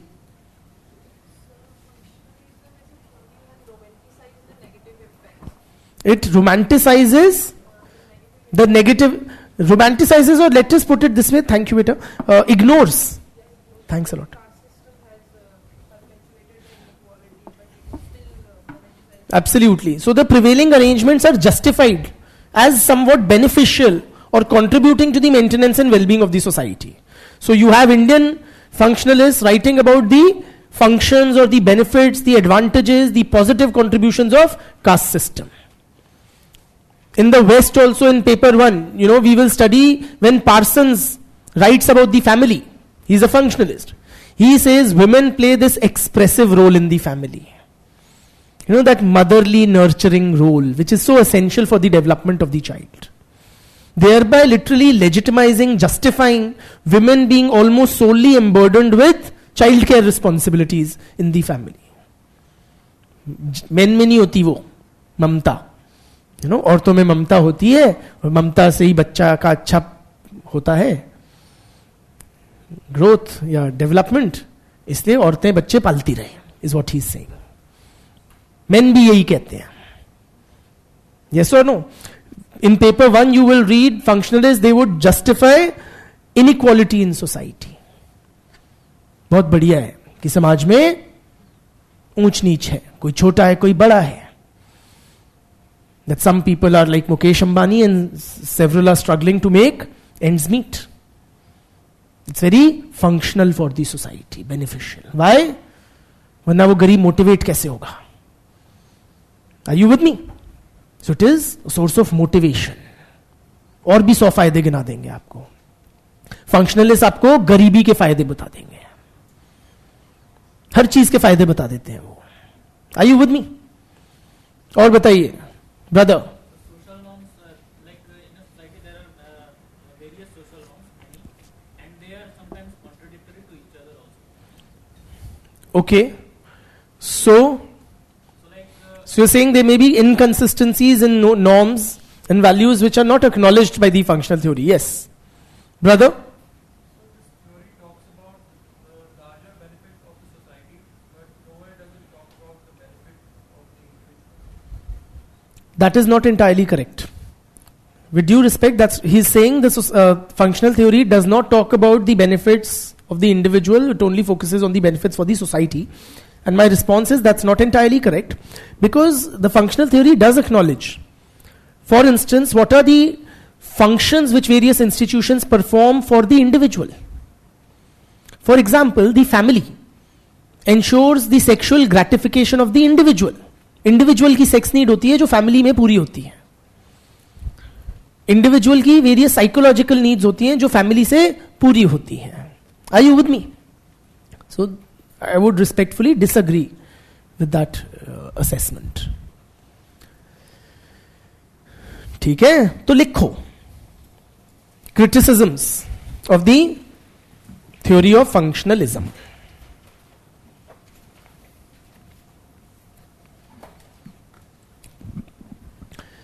First and foremost, friends, this theory, functionalism theory, ignores or downplays क्या?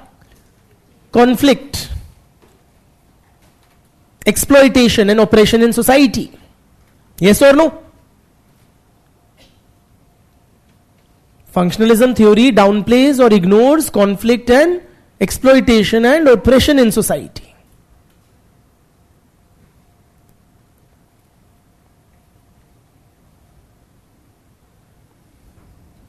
I repeat, functionalism theory ignores conflict, exploitation and oppressions in society. Simply put, friends, functionalism theory इनके हिसाब से सब बढ़िया है, सब अच्छा है. You look at the last sentence of what we've written. Social life is characterized by cooperation, coordination, harmony, integration. जो पॉजिटिव वर्ड्स मिले मैंने उसमें छौंक दिए और सही थे from a functional perspective. Are you with me? As if social life is a bed of roses. Is it really? There are so many grave, visible, forget to trained sociologists, visible to a layman, so many injustices, exploitative structures, oppressive practices, yes or no, in the society.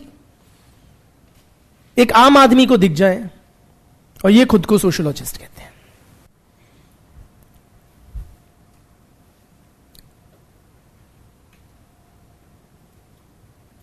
They see the society or interpret the society through rose-tinted glasses.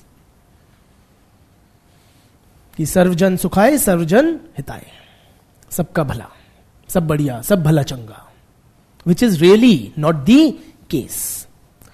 Real social world is characterized by a lot of strife, violence, conflict, killings, disharmony. Yes or no? Oppression.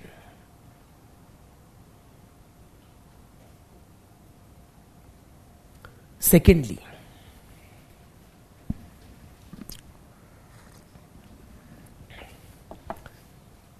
functionalists assume value consensus in society.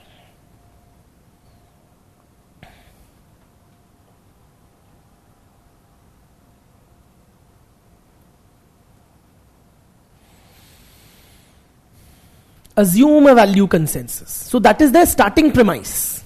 कि समाज में consensus, broad consensus तो exist करता ही है. Rather than investigating whether such a consensus exists, rather than proving that such a consensus exists, the functionalists start off their analysis of society assuming that such a value consensus exists in society. Critics would allege that in many societies there does not exist any value consensus. Different social groups, different social classes have differing sets of values. Not just differing, often clashing values. Are you with me? And oftentimes, the values which functionalists assume are the societal values that the whole society agrees upon are typically the values of which section of the society?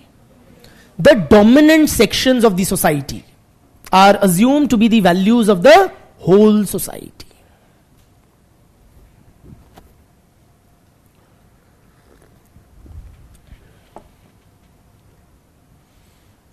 Are you with me?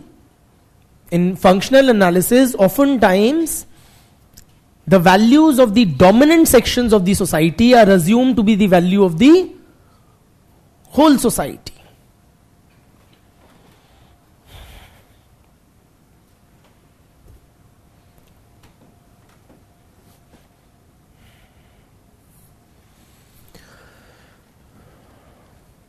For example, in a lot of Indian functional sociologists, they would tend to suggest that in India there is a value consensus on the sacredness of the cow. In Indian culture, the cow is regarded as sacred. Yes or no? But are these really Indian values? Muslims do not revere the cow. For them, the slaughter of the cow is an lucrative source of livelihood or an important source of their livelihood. Many lower castes consume beef. Are you with me? So these are really Brahmanical values which are regarded as Indian values by Indian functionalists. Are you with me?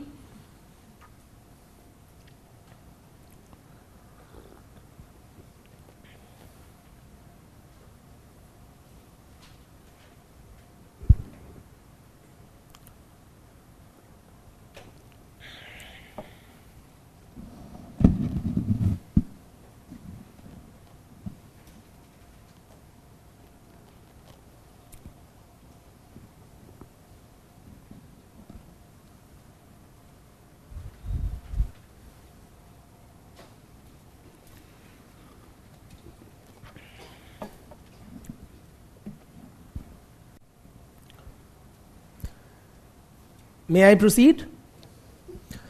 The theory of functionalism is also criticized for being status quoist.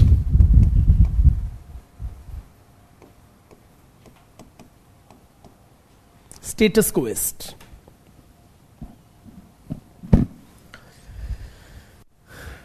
What do you mean by this word? Status quoist means, status quo means ensuring that things remain as they are, that they do not change. In other words, the theory of functionalism discourages change from taking place in society.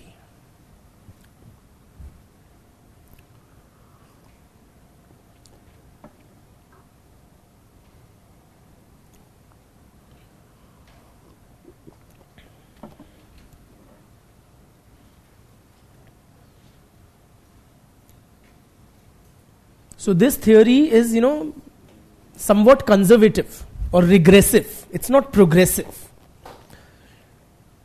Why is it status quoist or conservative? Because it justifies the prevailing arrangements in society as beneficial or as functional. हर चीज के फायदे गिना देगी. Caste system के भी फायदे हैं, गरीबी के भी फायदे हैं, इनइक्वालिटी के फायदे हैं, विमेन के एक्सप्रेसिव रोल के फायदे हैं. So that tends to legitimize these social institutions or these oppressive arrangements. Are you with me? Whether it is patriarchy, caste system, class inequality, all of these are justified. Right? अगर हर चीज के फायदे हैं तो फिर व्यवस्था बदलने की जरूरत ही क्यों है? If all prevailing social arrangements are beneficial or functional, then why would one need to attempt to change? Yes or no?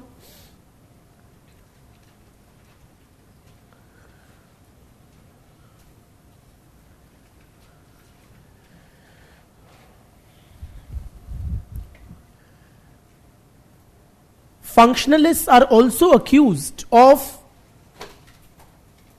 parroting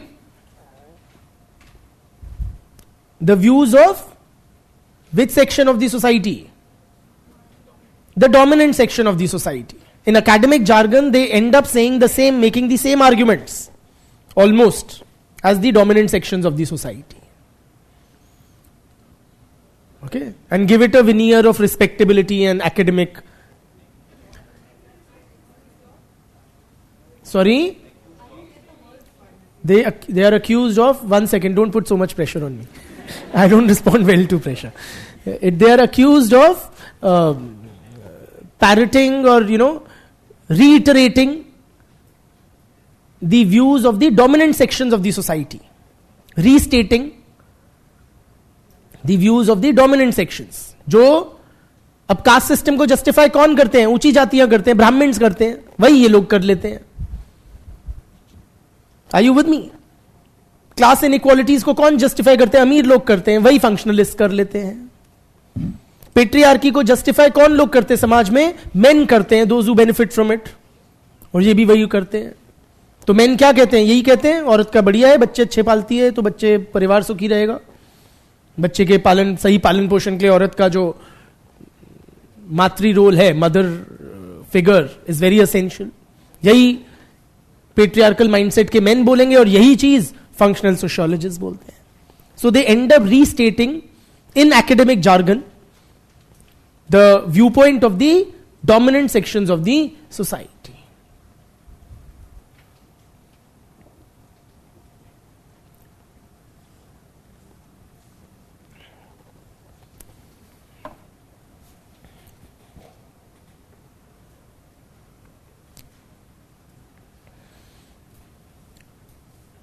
क्या नाम है तुम्हारा? Functional theory is more suited to explain continuity in society or changes in society? Continuity explain करती है ढंग से या changes? Continuity.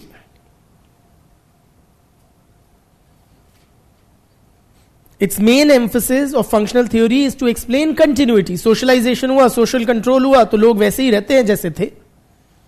But it does not provide an adequate explanation of changes in society. With its emphasis on stability, consensus, etc., the functional theory adequately explains continuity in society, but it does not provide an adequate explanation to understand the changes taking place in society. ठीक है? ऐसा नहीं है कि changes को बिल्कुल explain नहीं करते, करते हैं, but more focus is on continuity.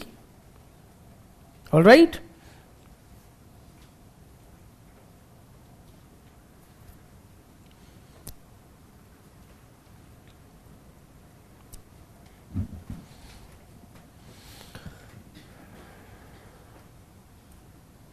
Another criticism is that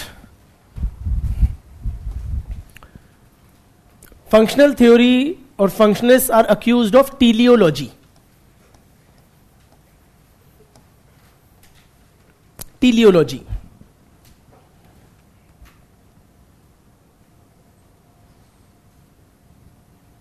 घबराना नहीं है इस शब्द को देख के, ठीक है? I will try to explain. Before I explain teleology, I want to know from you. You understand the word functions now? What are the positive contributions that any social institution is making for the society? Those are its functions. You also understand the English word causes. Okay? Causes are जिसके कारण से कुछ होता है. Those that lead to something or result in something, they are the causes of it. Are causes and functions same or are they different? In the sense, for example, we may say that the function of family or religion, say religion is to promote unity in society. Okay? To promote social cohesion and solidarity. This is the function of religion. Is this also the cause of religion? In other words, can we say that religion emerged because society needed a mechanism to ensure social unity and cohesion? And that is why religion made appearance. Can we say, what are the functions of the family? Reproduction, socialization. So, these are also the causes of the emergence of the family. The society needed a mechanism through which children could be reproduced and socialized, and therefore the family made appearance. Is that a correct way of looking at it? Are causes the same as, are functions the same as causes? Are they one and the same thing or not? Argument आपको हमारी समझ आ गई? तो बताएं, क्या ये कहना ठीक है कि the functions are also the cause और नॉट? स्टांस तो लेना पड़ेगा वरना गाड़ी अटक जाएगी यहीं पे. Just give me a yes और no answer, not an explanation. And it should not be like random, okay, कि कुछ तो बोलना ही है तो अदरवाइज ये यहीं पे अटक जाएगा. Are functions the same as causes? Yes, no, yes, they are not the same.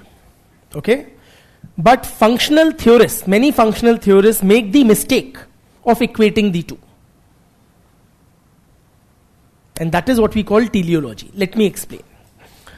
Why are they not the same? First, let us appreciate. Say religion. Okay, there would be a chronological dimension, time dimension to it. Say we are talking about religion. The causes for the emergence of a religion will happen before, after, or when? Before. Causes, of course, precede the effect. Yes or no? So, first the causes will happen.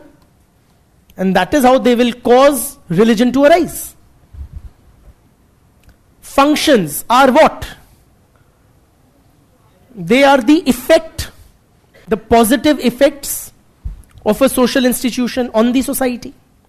So functions will lie where? On a timeline. After religion.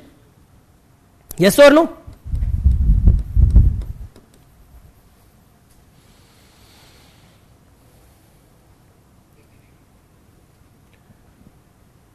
Secondly, please also appreciate why they are different. Functional theorists merely assume, mistakenly sometimes, that functions are the causes, or that society needed such an arrangement and that is why such a social institution arose, because it had certain needs which had to be fulfilled. Are you with me? Without trying to prove it or establish it. Take the example of, say, any major religion like, say, Islam or Christianity. Okay? What are the causes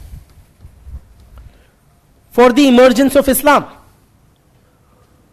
Causes are historical. So we will have to look into the specific conditions in the 7th, 8th centuries in the Arab world where Islam arose. Are you with me?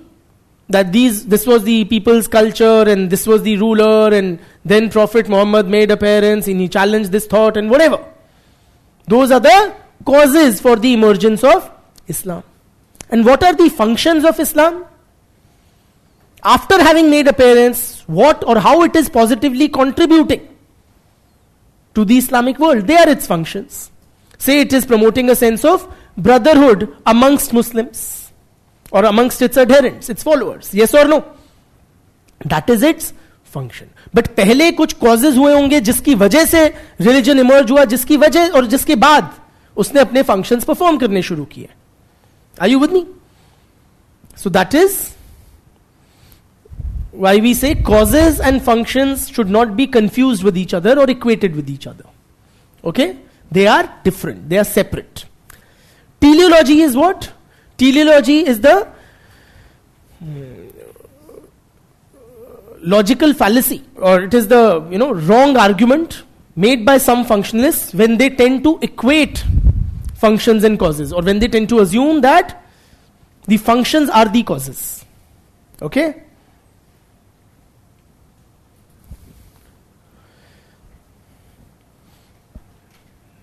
लिखवाऊं तो लिखो छोटा सा. Functionalism is some functional theories are criticized as teleological. Some functional theorists are criticized as teleological, i.e., that is, for equating causes with functions.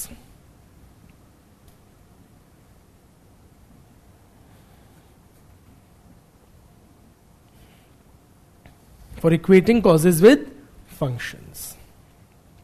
Full stop. Some functionalists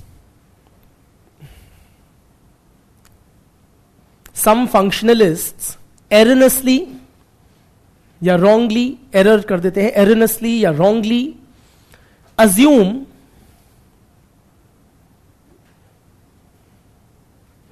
that the functions of a social institution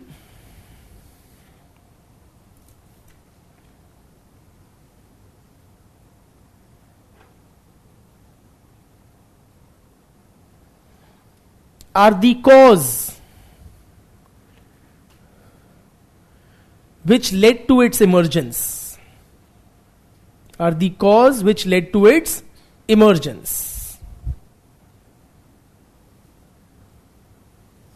ठीक. Full stop. ठीक. Another criticism of functional theory is they are accused of being tautological.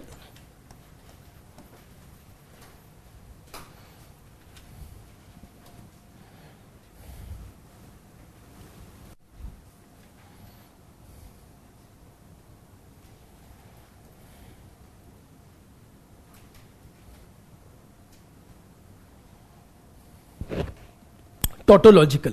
Tautology means what? Tautology is basically, when you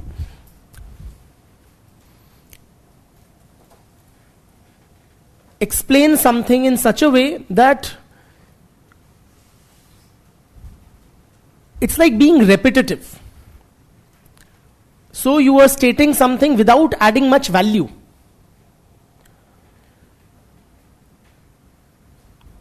Or trying to explain something but not really doing the explaining. Let me give you an example, it will become clear.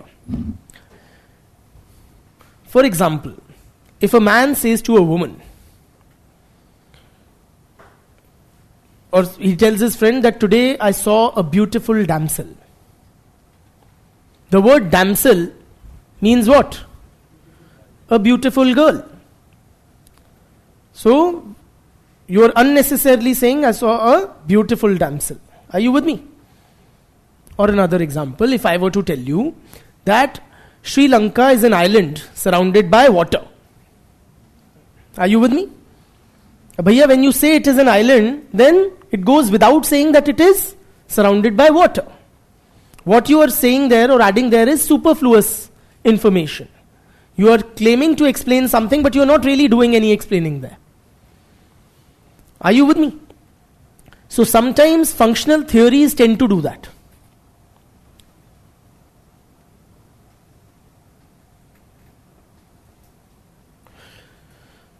For example, if I have to explain to you poverty, okay?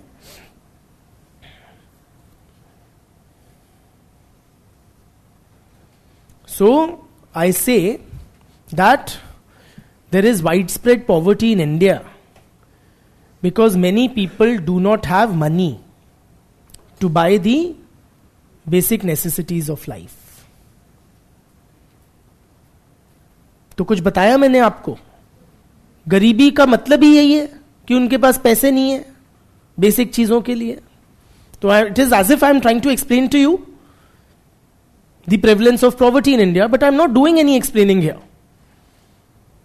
This sentence is as good as the sentence there is widespread poverty in India. क्योंकि poverty का मतलब ही यही है that they don't have money to access the basics of life. Are you with me? So कई बार हम ऐसी बकवास भी करते हैं. Some functional theorists tend to be, or these tautologies also end up as circular arguments. Sometimes in functional theory, there was this gentleman, I think it was Malinowski, I'm not too sure. Okay, but one of the functional anthropologists, he was explaining the prevalence of witchcraft in a tribal group in an island. Okay, that there was the practice of witchcraft. So he said कि witchcraft exists amongst these tribals because it is functional. Because it is functional for the society. It has some beneficial effects. And how do you know it is functional for the society? Because it exists, it is functional. So you aren't really enlightening anybody with such kind of arguments. Are you with me? You're not aiding to the explanation of the social phenomena. That is the problem or the accusation, the criticism of tautology. ठीक? And these are slightly tedha concepts. So don't worry too much. If you have not understood them too much, these are not very important. You don't expect, you have never got an independent question on tautology, teleology or whatever. At best you will be mentioning them in passing while criticizing the theory of functionalism. Okay? So these are not very essential concepts in our syllabus. Okay? But they are so take them in that spirit. Don't spend too much of your energies etc. on these. Okay? They are not central. Next criticism.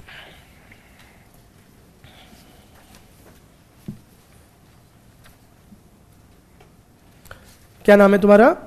Functional theory. Functional theory is also criticized for ignoring the agency of the individual. Ignoring the agency of the individual. Individual का कोई वजूद है क्या functional theory में? कोई वजूद ना है. कोई वजूद ना है. The individual is portrayed as a cultural dope.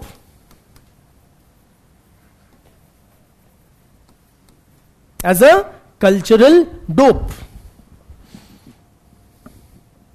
Dope मतलब होता है चरसी, नशेड़ी. राइट? सो कल्चरल डोप मतलब you are high on what?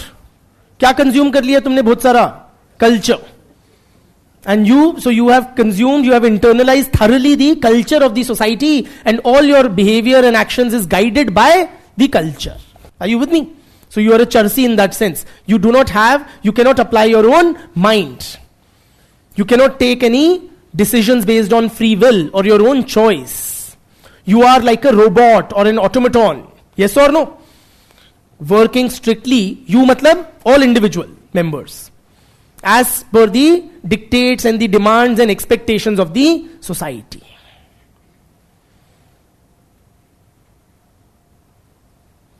At a slightly more philosophical level, I would like to ask you, is any one of us, a truly conformist? कहीं ना कहीं, and we know it, हम सब थोड़े या काफी टेढ़े हैं. Yes or no? We all have that eccentricity. We all have that, weirdness about ourselves, which we might display or flash every now and then. But this theory assumes that as if individuals are perfectly socialized, perfectly compliant, and if anybody is not, then he is punished by the society and brought back to the shared norms and values of the society, in conformity with them. As if individuals are not thinking entities, as if they are unable to take any decisions for themselves. Society has handed us scripts as students and teachers and fathers and sons and daughters and employers and employees and doctors and engineers, and we are merely puppets playing out our respective roles. Controlled by who? The society.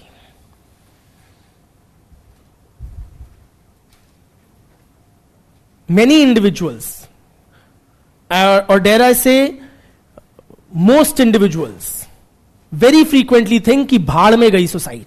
Yes or no? निकलती है नहीं निकलती दिल और दिमाग से आवाज कई बार, मैं तो ऐसा ही करूंगा, मैं तो ऐसा ही हूं. Or we assert our individuality. We break free, oftentimes, from the clutches of the society, as it were. But functionalist को ये नहीं दिखता. इतनी परफेक्ट दुनिया होती, परफेक्टली सोशलाइज, तो बात ही क्या थी, है ना? With that we'll call it a day. बहुत बहुत धन्यवाद.